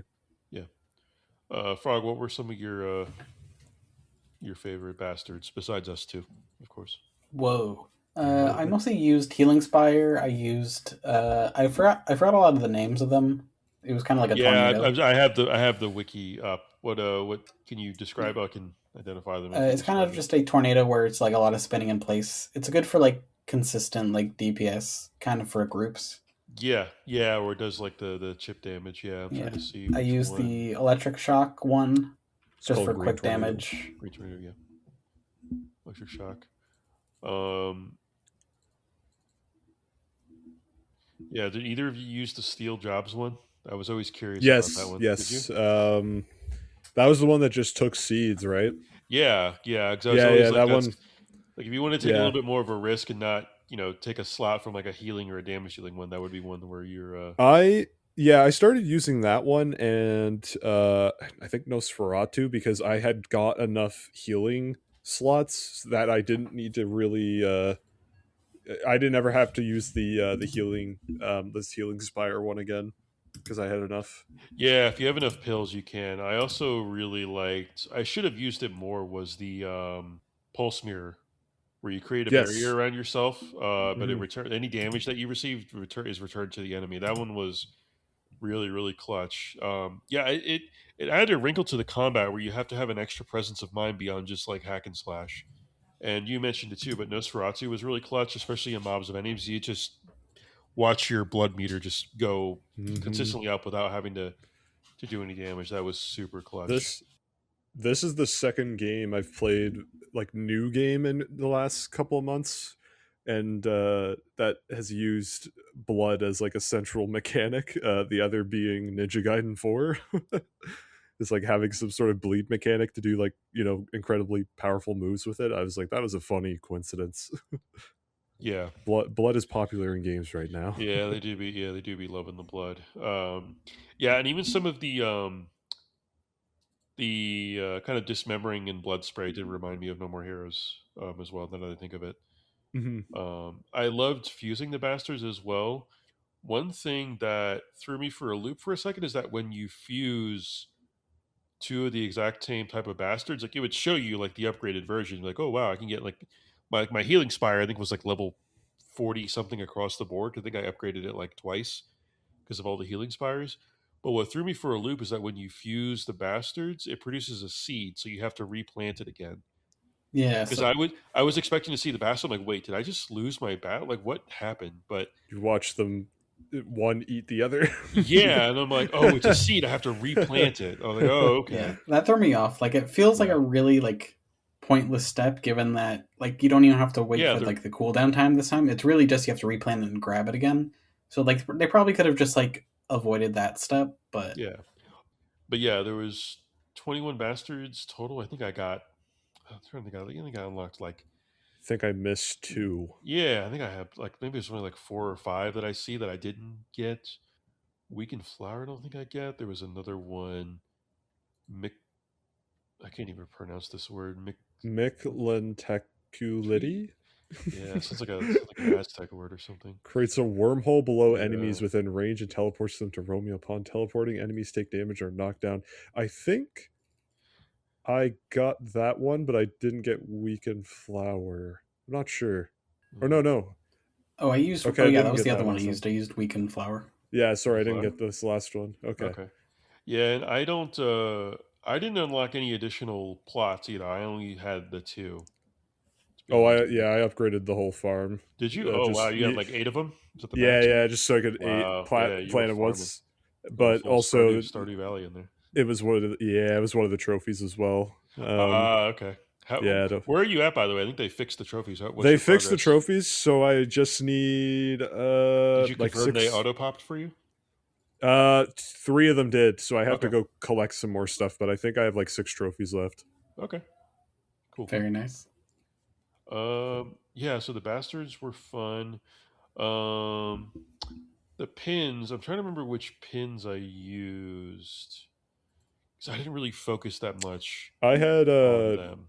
I had one where every time I did the dash, it like if I dashed into an enemy, it Yeah, did I did that damage. one. Oh, That was clutch. you know, another thing too with my build is I had I forget which ones are which, the badges or the pins, where it buffs your melee damage by 30%, but Badges. it nerfs your projectile your weapon by Oh yeah, 20%. So that's why I was even leaning even more into melee. So I had like the broadsword yeah. plus the 30%, plus everything else. So I was like, okay, if I'm dissatisfied with the guns, I may as well just continue to emphasize the melee and just like I said, use the pistol as a weak spot tool. So They did a um, they did a similar situation in No More Heroes 3 where if you upgraded certain stuff, it's like, oh, you'll do better damage for this, and but you'll take more damage, sort of thing. And I was like, ah, yeah, that was just a generally broadly one of my pleasant surprises that you could really do a pretty unique sort of build mhm. with Romeo. I felt satisfying. Frog, what were some of the badges that you remember using? Um, I did the jump attack one. I did a buff on your jump attack pretty much, just Yeah, because I felt like that damage was always pretty consistently good, yeah, especially for heavy attacks. yeah. And I did. What did I do? I feel like I remember the descriptions of the badges more than what I actually used, just because I kind of jumped around for them a little bit. But Yeah. I think the other one I used was I think I did the I started at least with the damage one where you get extra damage but take more damage. Just because Oh, yeah. I Yeah. feel like the damage output, like even though like get hit pretty hard, I felt like having the healing bastards and also the maxing out my pills. I felt like even in spite of that, I was still able to kind of tank things enough. Yeah. It wasn't to a point where like if I took a single hit, I would die.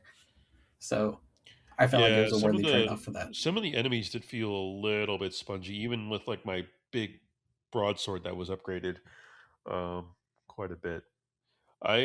I didn't really put much into kind of countering any of the elemental damage that the enemies did. I just sort of really tanked that because again, I would just keep pumping pills to heal or using like a pure. I think I did the purifying zone bastard occasionally, but it got to the point where I didn't feel like the elemental stuff was incorporated as frequently where I needed to. Yeah, it wasn't too overbearing like I initially worried like they were gonna No, some slam a me with little that bit, stuff. some parts in the cult leader level Mhm. with kind of the insanity of that little those little gauntlets you had to go through with the enemies and stuff was I kind of liked a drove me insane at points, but I liked yeah, it that the one elemental type would just make Romeo stand still and sneeze. oh yeah, yeah, it was That was yeah, I was like I Some can't even get mad at that. I was like that was pretty yeah. funny. There was the one some where you real like press. Super Smash Bros. Brawl tripping kind of energy. I Yeah, Yeah. appreciate it. there was the one where you press L1 R1 and do like a light Konami code to get out of it. And I was like, oh my god, yeah. Um, the snipers on top of like the little kiosks in the mall were like driving me insane. Like them and the birds. Yeah, the Well, if you're talking birds about like sort of pain in the combat ass. specific caveats, yeah, the birds were a nightmare. Yeah, those gun wielding people elevated in the mall. I'm like, oh my god, what is this like difficulty spike in the second level? It was a maniacal. Yeah, felt like you got hit really hard in the beginning also. So like Yeah, guns I was like, did oh my some good god. damage at the start. Yeah, I was mentioning to you guys. I'm like, wow, this is like a little bit of a difficulty curve. I didn't expect it to be this challenging in the beginning I early on. So I played the game on a higher yeah, difficulty than you two, so I died a bit playing this, but I surprisingly really enjoyed it. That's like a major compliment for this game for me is that the orange chocolate difficulty was actually really fun, and I that's why the combat like was incredibly addicting, and the encounter designs were really fun for me is because I was like, oh, I can't just mash my way through this. Like I have to be no, it's like not if like I No More Heroes. Yeah, it pretty much forces yeah. you to contend with the various It's resources at your funny disposal. It's funny because yeah, like No More Heroes 3 actually has some of my favorite combat in a Grasshopper game as well. Because on Spicy, which they've never like let you play in the previous games on higher difficult, like from the start, um, they let you have Spicy unlocked in the third game, um, right on the go, and that was a really good choice because that made No More Heroes 3 like really challenging and engaging. So I'm glad they did the same thing here because I was like I was like, oh, that was like, yeah, some of these guys mean serious business. They'll take you out. Yeah, and there's even one more difficulty after that, right? When you beat them, Yeah, I what's the think name of it? orange. I was it just dark chocolate? I think it Maybe. might have been. Um, Okay. yeah, something because yeah, I think that the difficulty I played on was enough for me to be like, yeah, I don't need to play Yeah, on a higher for a good difficulty than while. this. Do you need to beat it on I the other one to get the platinum, or no, okay? but I don't imagine the higher difficulty being that much fun. It might be like it, I could Uh, see it being a pain to get through. Yeah, yeah, I can see that. I think I mentioned to if you guys too. Some of the encounter design was a little bit like too many enemies and too tight of an area. Just because of the camera as well. It was just kind of like yeah, driven For insane. me, it was more like you can get stun locked really easily. So Yeah, like if you get swarmed by a bunch of little guys, even though they're really weak, they just wail on you like super hard, which yeah, is it's where nice to you have can't bastards to even. kind of get you out of that or bloody summer. But like there are definitely instances where you just get slapped at but like a ton like right from the jump, and you're like, okay, I'm barely alive right now. But Yeah, and what helped too is when you unlocked the jump dash or the jump and oh dash. yeah, That yeah. helped as well. Which I wish they had utilized that more because you I kind of forgot I use it had in, it at again in point. that cult leader level, and you use it. I used it a bit in subspace. But I was just kind of like, oh, I kind of wish. Again, the focus of the game certainly wasn't like platforming or anything, but I was like, oh, this is kind of fun to use, and it felt good enough. But I have a yeah, feeling they didn't use it just because it required blood. So like if you didn't have any blood, you wouldn't be able to like traverse like a level yeah, like that. So I'm that's guessing true. that's the only reason they didn't like go a little harder on that.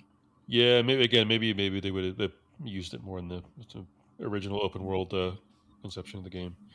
Um, but yeah, to sort of wrap up with the combat, I wanted to kind of discuss what were our favorite boss fights in the game, or maybe like least favorite. For me, my two favorites were probably Death Changeling and Enhanced Magris.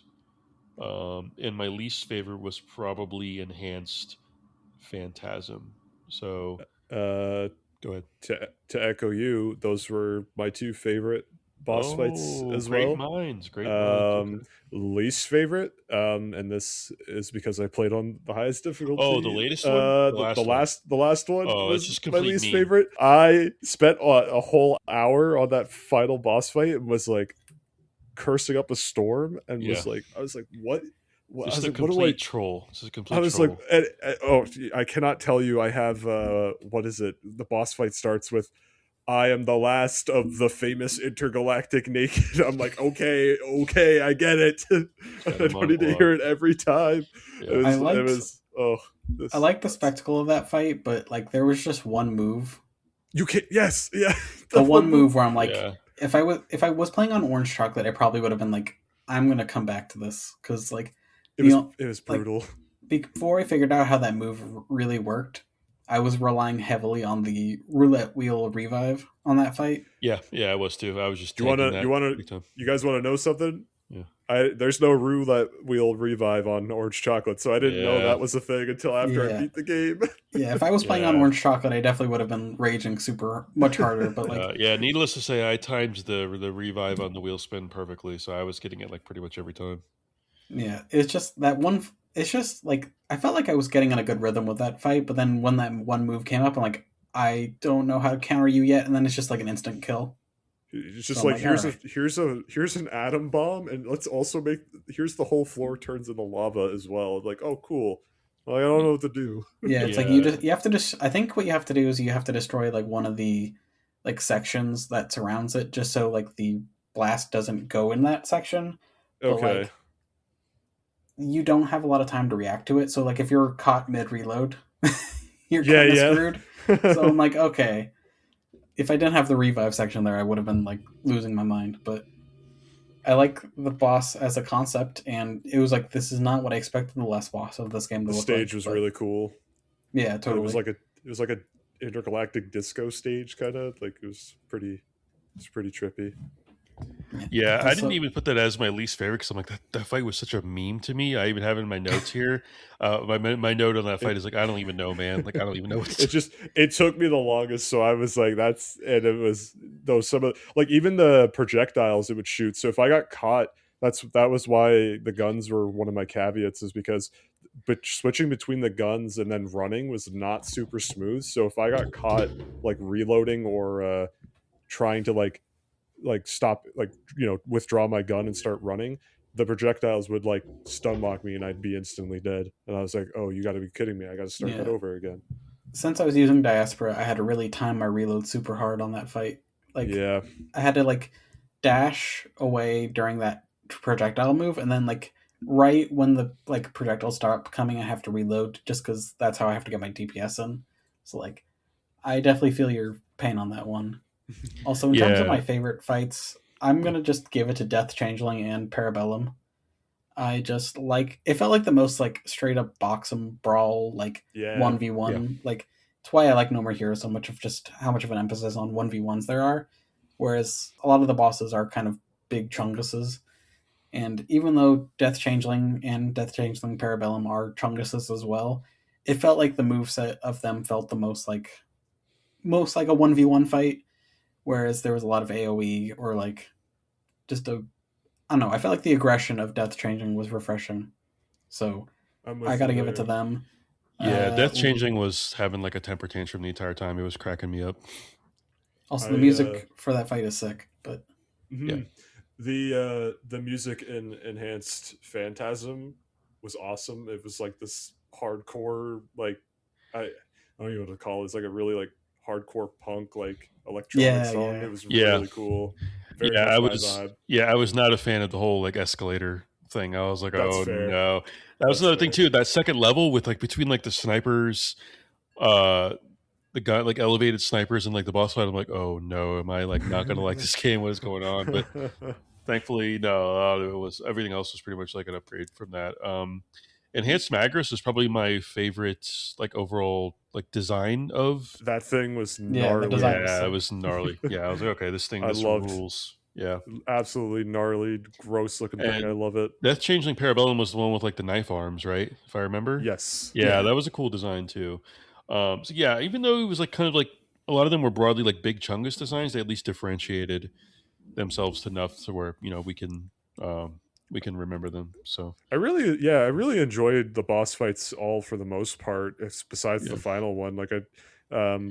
That was like that's been a big compliment for me in recent Grasshopper games is that their boss fights have been really good. yeah, And I don't know, I don't often walk out of video games saying that like a boss fight is great. So yeah, Yeah. yeah. I feel like they Given that, really need to cap off the especially with the level structure of this. Like you really need to cap off each specific level to be memorable. mhm. And it did that yeah, for given sure. that the last Suda game I played before this was No More Heroes 2, I am like there were some bosses I wasn't like super crazy about, but like there was nothing compared to the last boss of that game. So Oh yeah, happy with that at least. And no Jasper, yeah. yeah, also one thing about the escalators I really like is that they didn't have to include the down escalator like they did. But it's really funny, like if you're trying to learn that mechanic and then you only see the down escalator, like you're just like handicapping yourself for no reason. And then you just walk to the other side. It's like, oh, okay, Yeah, I did like at least that it was it kind of incorporated the sort of the construction of a mall into the boss fight that was created. But I was just like, really, guys, that's the trick to this boss fight in action games, an escalator. Okay, sure.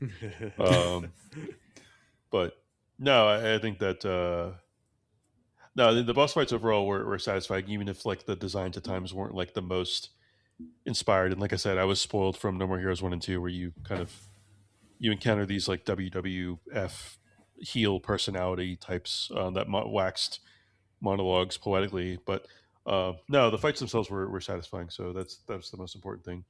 yeah. My I sort would of have liked final. like, Go ahead. oh, Go ahead. I would have liked like a straight up fight with a Juliet, like not a transformed Juliet. Like at least for a phase, I would have liked to fight like her as her. But Yeah, yeah, That's fair. or like some form of a like more of a humanoid type of character would have been yeah, cool as well. But I would have taken a two phase fight for the last fight if it was like Juliet then whatever naked. Like yeah, because she's just like, go have fun with my pet. And he's like, okay, that's probably the phase one. But then you realize that's just the phase. So I kind of uh, would have liked a little bit from Juliet at the end, but then also, as we were talking about with the story, it's kind of not really like the main. Juliet isn't really the enemy in that sense, Yeah. yeah, not rather necessarily. than Yeah, rather the cycle that she's stuck in. yeah, for sure. So my final part about sort of like the gameplay experience of the game is I have my final note here is well before the final big note is any stuff that maybe we haven't mentioned yet, big or small, little anecdotes that we thought was cool. Um, a few things that I thought of is like I love the theme on the ship, just that kind of like Yes. Do, do, whatever. do. Yeah. Yeah, just that little like sort of Do, like do, do, do, do. techno jingle. I loved all the little jingles in the game. Like I said, I loved the little banjo, that country farming Mhm. tune for the bastards. I love that. I loved the super triumphant theme when you fire up the big gun to blast the anomaly so you can go in. That sort of big Bum ba triumphant bum ba sci-fi. bum. Yeah, Yeah, it that was kind very of like like a there was one track that was very Back to the Future esque. yeah. Um yeah, I love the Grandpa Ben sort of face animations on Romeo's back. Yes, I love that those were very fun.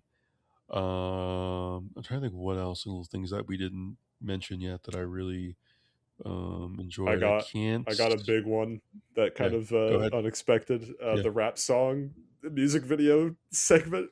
Oh That yeah, was yeah, yeah, so Kino. yeah, that was so awesome. I yeah, love that entire like trippy art style that was kind of like Katamari esque. yeah, I love that whole segment was awesome.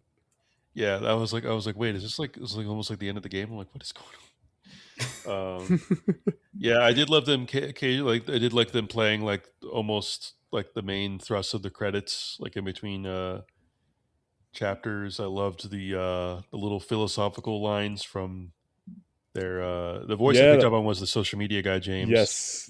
for sure. Shout out Grasshopper James Yeah, James Mountain, who is the localizer. He does Yeah, the so he's like Suda's localizations. translator for interviews as well. Yeah, Yeah. very important piece to all of this in getting those games. Any other guys? Any other things from you guys' notes? I have a few. One, the title screen is sick.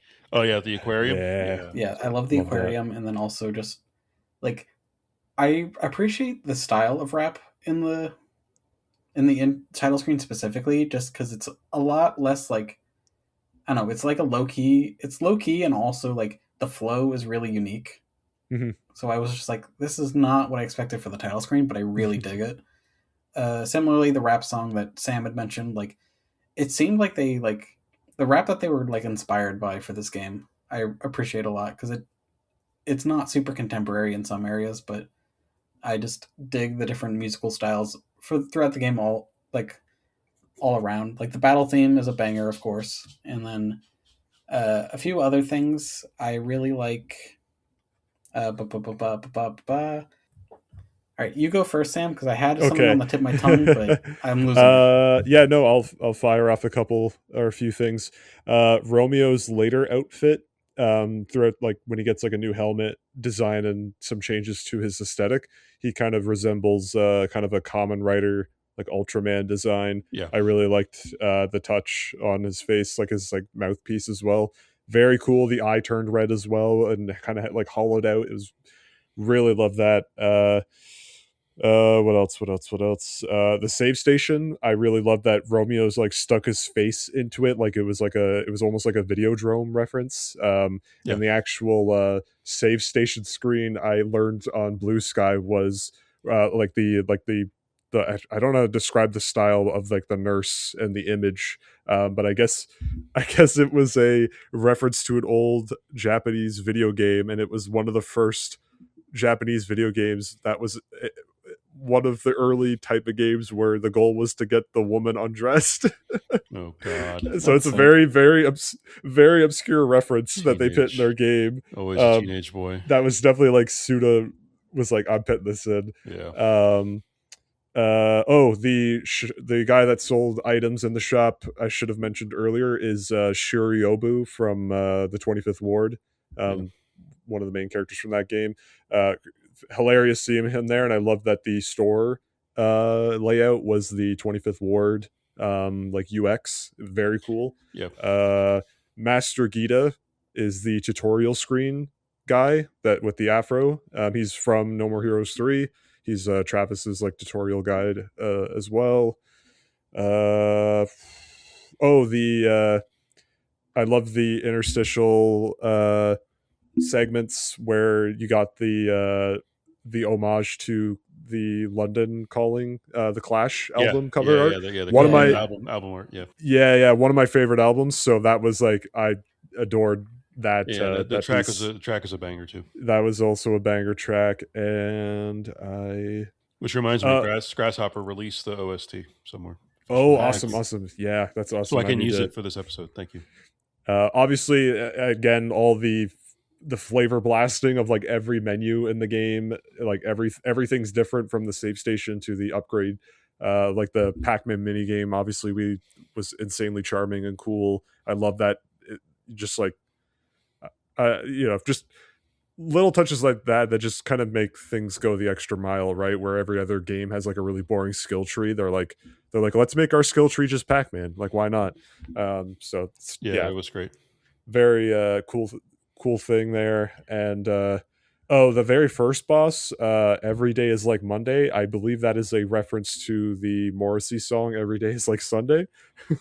Yeah, I recall that being a reference to something. I think it may be a reference to another Suda game as well. I could be wrong. Nothing's coming to mind. No, it could be, and it's one of those phrases where you can potentially be a reference to many things. Unfortunately, given what the tomorrow is Monday, but And one more. no, go ahead. The opening of the game had the Blade Runner crawl, like title crawl. Oh yeah, yeah, Yeah, yeah. yeah. I That think I was a think I nice. mentioned that to you, didn't I? Yeah. I knew. I didn't want to say it when you were going to start it Yeah, because I was like, he's gonna love I was this. like, you've got to be shitting me. Really? Okay. And and Romeo yells "head" at one of the boss fights, and that was just for me. Yeah. That was a Well, and little Travis. he yelled "kill the past" too, right? Near the That end. yeah Just a little yeah. thing. I just liked his vamos. Another thing that I just thought of too that I really liked was how you summon your weapon before each boss fight. I don't know. That was like a not really a quick time event. I just love that It's like you have to Travis. Yeah. yeah, you like summon it to Yeah. make it appear and make it like more of a sense of I don't know, a sense of spectacle, if you will. Hmm. I enjoy, and he had a one liner, as you always do Of course. before you throw down with a boss. Frog, what were you gonna say? I figured out what I was going to say. One of them is just since a lot of the cutscene presentation is motion comics, I Yeah, appreciated that they actually presented the comics as if there was a physical crease, like you were reading a book. Like sometimes the Hmm. dialogue, some of the lettering would be cut off, like as if you had to like push the page down a little bit more to see through the crease, yeah, but they didn't like because a lot of like motion comics they just present it as like a flat PDF that moves around, yeah. but they actually accounted for how you would be reading a physical comic rather than a digital one. So I really like that aesthetic choice a lot, and yeah, I really did like the tone setting of the quote from Suda 51 James, Grasshopper James. We like him. I We love also him. just a quote in general. I just really like the only thing worse than injustice is justice without her sword. Felt like that was just that went hard, but That's a good one. yeah, it's just a lot of the overall presentation, and then I really like that the intro, like the opening to the game, was through the when you're learning about Romeo's motivation about wanting to leave Deadford. Yeah. That it was like an actual physical mural. Yes, I was just about to mention that. That was beautiful. Yeah, in fact, they even showed some behind the scenes of it. That was amazing. Yeah, The I loved that, and I love that the game over screen is them flamethrowing a mannequin and then Yep. Yeah, unflamethrowing it. Just sick. Awesome stuff. The diorama was actually the very first thing they revealed of the game, like long before um, the announcement. They just posted a video of this like that huge diorama set on their Twitter one day, and everyone was kind of like speculating what it was for like an entire year or two. Very that's cool. so funny. It just ends up being like the opening cutscene of the game. Yeah, Yeah. that was cool. I especially in this modern day and age, just unfortunately with not just CGI but AI, it's like artists actually building physical things. That always um, not only obviously impresses me, but takes me aback that people are still willing to do that. So we thank NetEase for their funding of this.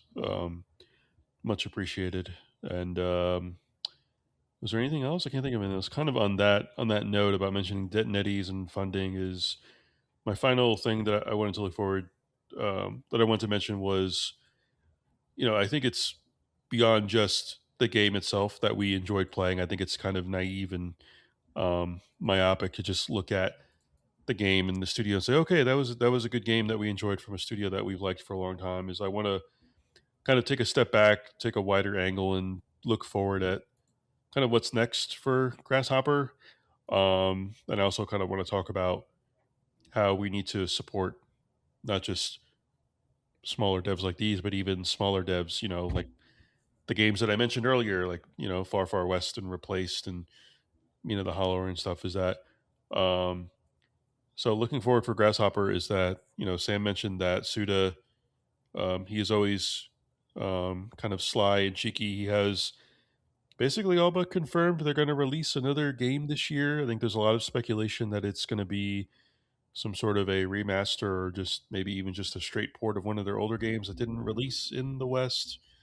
Um, but Sam, I'll let you elaborate more on that in a moment. But I believe they're basically all but detached from NetEase now. They seem to be fully independent. I believe they fully published this game more or less. I think NetEase has maybe helped on some things, but um, I do hope this game does well enough. We haven't heard any sales numbers that I recall, which is not never usually encouraging because corporations really, when there is good news, they're not shy or hesitant about releasing it. But I would encourage people if this game looks fun to you from the trailers, and again, I guess we spoiled things, but we didn't really necessarily spoil the experience of playing the game itself. So If the game looked fun to you and you were encouraged by what you heard from this podcast, then please go out and support it and buy it because it's really fun action game. And so I'll let you all kind of talk more about it. But Sam, for first of all, what do you think their next game is that they're releasing this year, and what are your Uh, kind of overall thoughts about Grasshopper moving forward? I guess just a quick correction. They Yeah, are still a part of NetEase. they are. Okay. It's sort of the worrying kind of comes from the NetEase obviously shutting down that one Marvel Rivals studio and then Yeah. pulling out a lot of funding from the big one was that they were like kind of cutting off like telling Grasshopper and Nagoshi Studio like, hey, whatever you're working on right now, like please wrap it up. um Yeah, that's why I didn't say that. When I said that, I didn't mean in like the immediate yeah, like cutting off. I'm just kind of like reading the tea leaves of what the yeah, it future does holds. feel, Unfortunately, that it's like unfortunately, all but official, but yeah, we'll see. Who knows? unfortunately, a few years ago when they got acquired by NetEase, I kind of imagine that in the long run it may not bode well, and it kind of sucks that it feels like something might happen. um, Yeah. they've been through a lot as a company. They've merged with like with Gun Ho about a decade ago, and they got out of that. So I could see them claiming their independence again. Like it's sort of just entirely uncertain, especially with how weird the games industry is right now. It's a lot of like gloom and misery and a lot of bad news a lot of the time. Yeah. So this really is like an important game if you really want to see like unique single player experiences. Like please support this. It's $50 and it will probably be on sale in the coming months too. And if you want to wait for a physical, that's coming. But as far as their next game project, or the second game that's supposedly coming out this year, it's either, I'm of two minds. It's either the Flower, Sun, and Rain port or remaster port or whatever you want to call it. That's probably going to be, that's going to happen someday. I just don't know when. But I'm of the mind that it might be a smaller game project they sort of teased at no in some in No More Heroes 3 in some way, but I could totally be wrong. So I'm, but those are my two running theories right now, is that it's either they're just finally doing Flower, Sun, and Rain, or they're doing this like smaller little little game title that was teased in a previous project. Um but yeah, Yeah, I think I mentioned to you. I think if they did like a smaller like visual novel type game, that would be pretty cool. that's that's what some people are hoping. I just I that's the thing. It's like I'm not 100% certain about either of my theories. So if it is like a game, a smaller game in the style of like the Silver Case, like I'd be like over the moon about that. Do you happen to That'd be know really off the top of cool. your head which should like do they own any of the IP that they've So they own Romeo. Okay. They Yeah. own Shadows of the Dam. They own the Silver Case, Flower, Sun, and Rain, and ooh, yeah, I think that's it. Yeah, There's Flower, Sun, and Rain. Yeah. Gung Ho Open owns Travis, No, Gun Ho owns Let It Die. who And owned Marvelous, Marvelous. Okay. Marvelous owns No More Heroes. No More Heroes. Yeah. Killer Seven's obviously Capcom. Yeah. Lollipop Chainsaw was Katakawa, and Yeah. same with Killer. Less said about that, the better. Yes, Killer is Dead was also a Katakawa Yep. um, owned property. Yeah, so they do own a few of their own um, Yeah, properties. that's the downside of unfortunately having to be kind of a nomadic developer is your license holder rights can be a mess. So Oh yeah. um, yeah, Frog, what do you think could be their next game that's supposedly releasing this year? What do you hope it is, and what are your kind of your thoughts about the future of Grasshopper and kind of like supporting smaller indie devs? I'm kind of on Sam's camp that, at least in one of the theories, that it's probably like something like a remaster, because it seemed like Romeo's a Dead Man was their full focus for a really long time, and as we Mhm. were establishing, or like at the beginning of the episode, Grasshopper is actually really small. So I find it a little. I would really like if it was like a small visual novel, like or something like that. Like it seems within the realm of possibility, kind of like how a Pentiment can exist alongside like their other RPGs or whatever. But Yeah. I would hope for something like that. But I feel like the safe bet is probably a remaster of one of their games. Yeah. Definitely not Shadows of the Dam since that already came out. So Yeah, and they probably what Sam was mentioning earlier. yeah, But a really quick aside. To hate to keep picking the brain of the lore master here, but Sam, they did this. Did they do Shaz the Dam remaster in house, or was that Yes, so that okay? was with Engine Software as well, who I That's right. They did the believe. Travis. They did the No More Heroes ports to Switch, right? Yes, Okay. yes. Okay. Yeah, so Okay. that they would probably. I think they helped out on Romeo as well. I could be wrong. I probably did. Um, Yeah, there was a slew they're of support. Yeah, a little they're a bit more. frequent collaborator now, Okay. so Yeah, a frog back to you. I apologize for the back tangent. to me. Yeah. So that's what I expect for their upcoming game. Mhm. In terms of just the industry stuff as a whole, I like if this game even sounds interesting on like any level that we talked about earlier, I would recommend picking it up. We're just the industry is just in a really weird point where it felt like 5 years ago they went all in based on probably the COVID sales and Yeah. how big something like Animal Crossing was and how much Yeah. the game industry grew at the time. And that's where you get like a lot of these foreign investments where like NetEase goes all in. They have a few big hits like Marvel Rivals and stuff, but like the main example that I always think of is that they were the primary, like they were the ones publishing or backing the studio that made Visions of Mana, and then they shut down that team the day the game came out. So that's kind of where I am at with them, where like they're not like nothing about them seems like necessarily like nefarious, like the way people talk about like a Tencent or like the Saudi Games Group or whatever. But Yeah. like it's kind of a situation where they went all in, and it just is really clear that they're backpedaling a bit on who they were backing and what kinds of games they wanted to back. Like Marvel Rivals is the clear example of like they want the big money now, but they were funding a bunch of stuff like Nagoshi Studios, like Grasshopper, like all of these smaller games. It's kind Yeah. of it feels very emblematic of like Microsoft pre buying Activision, selling their souls, now being in charge from the CEO of AI or whatever. Like Yeah. the people who made the decisions that sounds good to us are no longer the ones who are making those decisions.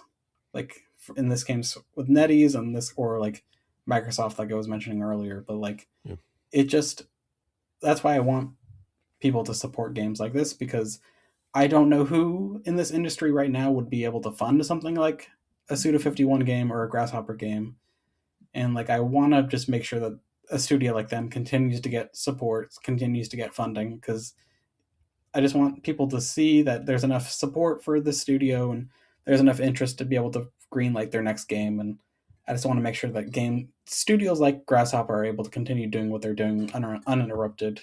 But it feels like the industry as a whole is backpedaling on what they were planning on doing like a few years ago, and the studios are the ones who are facing the major consequences of that, even though they were the ones who enabled them in the first place. Yeah, and I think those are all really good points. I think another glaring thing is just within PlayStation itself, just from as closely as we all follow the industry, is we can see kind of the industry tides changing, rising and falling in real time, right? So like we saw PlayStation move to this really games as a service and come to find out that they tried to shove it in many more studios than we ever thought, to the point to where, oh, this remake studio that we bought because they did remakes, oh, we had them do a God of War live service game because that's just what came down from on high. And I think that it's one thing for a game to not sell well. I mean, that happens all of the time. But when you basically have a command come down from on high, when I say that, I don't just mean a game. I mean like a command down on high, like an ethos and a philosophy of we are going to invest in all of these service games. And pretty much in the case of PlayStation, because they're one giant test case in and of themselves. You have a game. A vast majority of their games have been like either canceled or have been like legendary flops in Concord, right? So whereas the one game that they didn't really seem to put much stock into, that kind of was an afterthought in terms of their advertising and marketing, is Helldivers, which uh, fulfilled this concept of, oh, it's actually a fun video game to play. Um, I think there's some lessons to be learned to that. It's kind of like one of the videos that I've been kind of, I know it's just what people need is another video essay. One of kind of the video essays I've been bouncing around in my head is just the the refrain of like, just make a video game. Don't make something with an end goal beyond just making a good video game, right? Because you can see another thing in real time is part of the cynical play for these games like High Guard is like, okay, we're making a service. We're not making like an actual fun video game to play. That's not our end goal here. Our end goal here is to drive monthly active users and continuous revenue through constant revenue streams of through those monthly active users. We're not here to make a video game, and I think um, it's a lot of times it's hard to sort of pinpoint the culprit, whether it's the studio saying, hey, we want to make this game or we want to make this service and we get people to fund it, or it's in the case of PlayStation where it's this edict that comes down from on high to this is what you're doing now, even though this is literally not what we bought you to do. So, oh, by the way, it's not working out, we're going to shut you down and lay all of you off. I think that's just like um, layoffs suck. They happen in every industry. But for a complete shutdown of a studio in that circumstance, I think is uh, despicable, is probably the word that I would use, to be honest with you. So um, I do kind of worry for Grasshopper because I don't know what the trends are. So especially with the what is going to be the even greater application of AI, that's another thing that we'll have to all um, keep an eye on and be wary of. I think thankfully gamers are, for all of their reprehensible characteristics, it seems to be one thing that they are have a good eye to keep out on. It's certainly a better thing to keep an eye on in games than woke, that's for sure. So if as much of their energy can be directed toward AI in games, as a development in the industry, then all the better for it. But no, I was kind of long-winded there. That's what it boils down to: is Grasshopper made a video game. They didn't make a live service. They didn't make a gotcha. They didn't make any kind of that trend chasing soulless trash that I think is infecting and poisoning the industry. They made a video game, and so I do hope everyone out there goes and supports it. And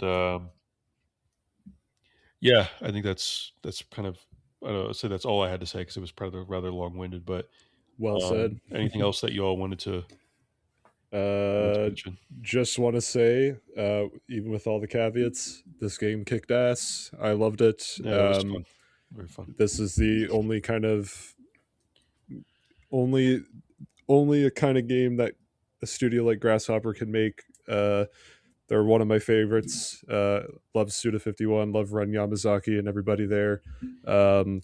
Just wanted to also quickly mention one of their longtime developers had passed away as well.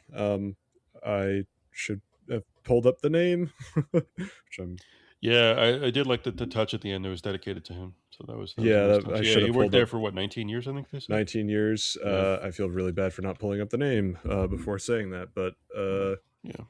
yeah. No, Romeo's a Dead Man. Great game. Please pick it up. Support this. It kicked ass. Yeah, Frog. I'm sorry. One final anecdote that I'll shove in as part of my rant was oh yeah, it was revealed, by the way, that High Guard was secretly being funded by Tencent. So, and the head Tencent exec was on the advisory board of the Game Awards. I'm sure none of those things were coincidence at all. I'm sure that was all just, Jeff just loved the game so much. None of the other stuff had anything to do with it. I'm sorry, Of course. I got that off my hairy chest. Frog, you No can worries. go.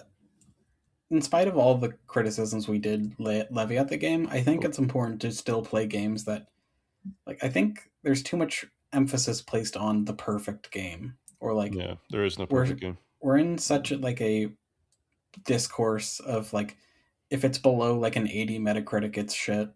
Yeah. It's like not even worth playing. And Yeah. like, I feel like not enough people nowadays are willing to like play something that has faults, but like those faults are a part of the personality of something. Like something that's entirely squeaky clean, or like Bill was saying, like some games that are clearly built by a committee, like you don't have any of the warts on them, and because of that, people can't really latch on to anything. Like some of these artistic choices or gameplay choices might be really jarring for some people, but without like a clear vision or like a very strong idea of what they wanted to do, in spite of some of the faults, like some games just would blend in with each other. But Romeo's a Dead Man is such an example of like a game where if there was a committee, you don't feel it in the slightest. You feel Suda 51, you feel Ren Yamazaki, you feel the entire team's creative decisions and what they wanted to make in a game. And I think it's important to broaden your horizons and play things that are like the Metacritic on this game is like a 70 something. Yeah, And I like don't. Yeah, if you are I like know. It's. You could bring up the meta. I know. I bring up.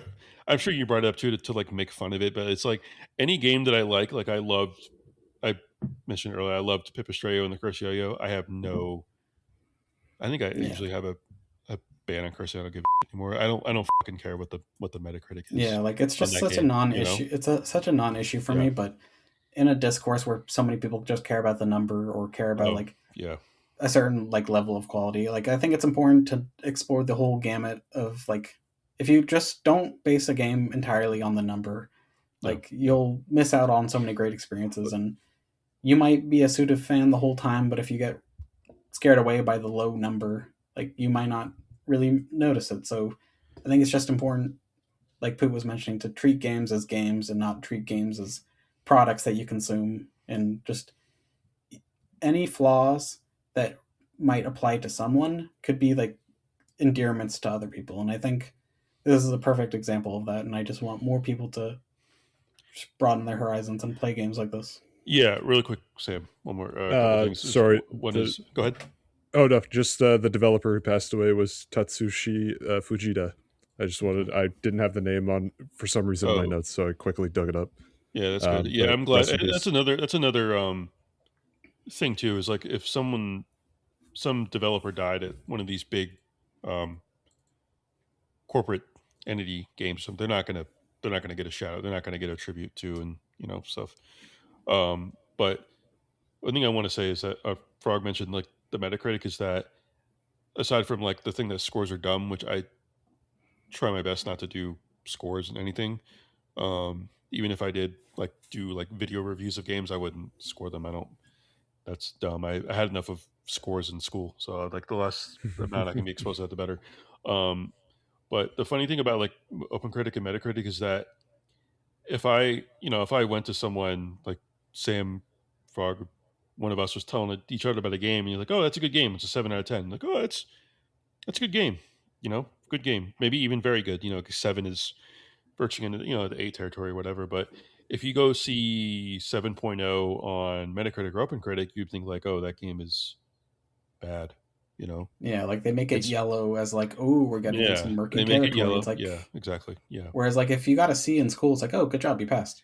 yeah. It's like you pass. It's like I don't know. It's like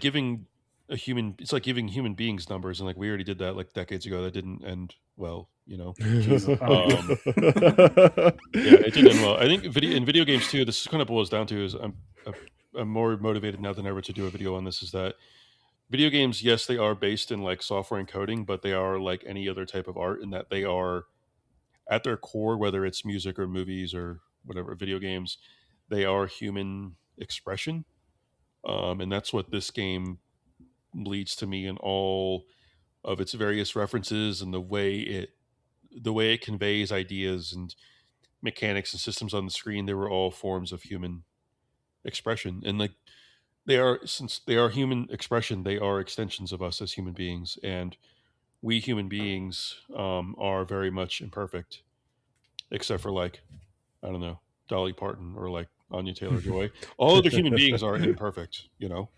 It's like it's not going to be perfectly. There's not going to be the perfect game that's just, like maybe one of us will make something that is like pure, perfectly 100% us, but it's not going to be that way to anyone else because no one else is you. No one else is the individual that you are. So I think we should accept that. That's why I do like caveats in my thing. It's just like it's not going to be perfect. It's like if you introduce, it's like when you introduce someone to one other person, you may say, okay, this person has this maybe quirk about their personality.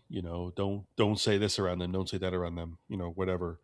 Um, no, I think that this is a perfect. This is like kind of like I'd say perfect game, but this is like the exact type of game that I would want to talk about on the show. That's why I did it. So, yeah, I don't have anything else that I wanted to say. Yeah, please go out and support it. Go support smaller indie games. Check out the demos that we mentioned earlier today and go play them. Anything else? I'll let you guys say the final.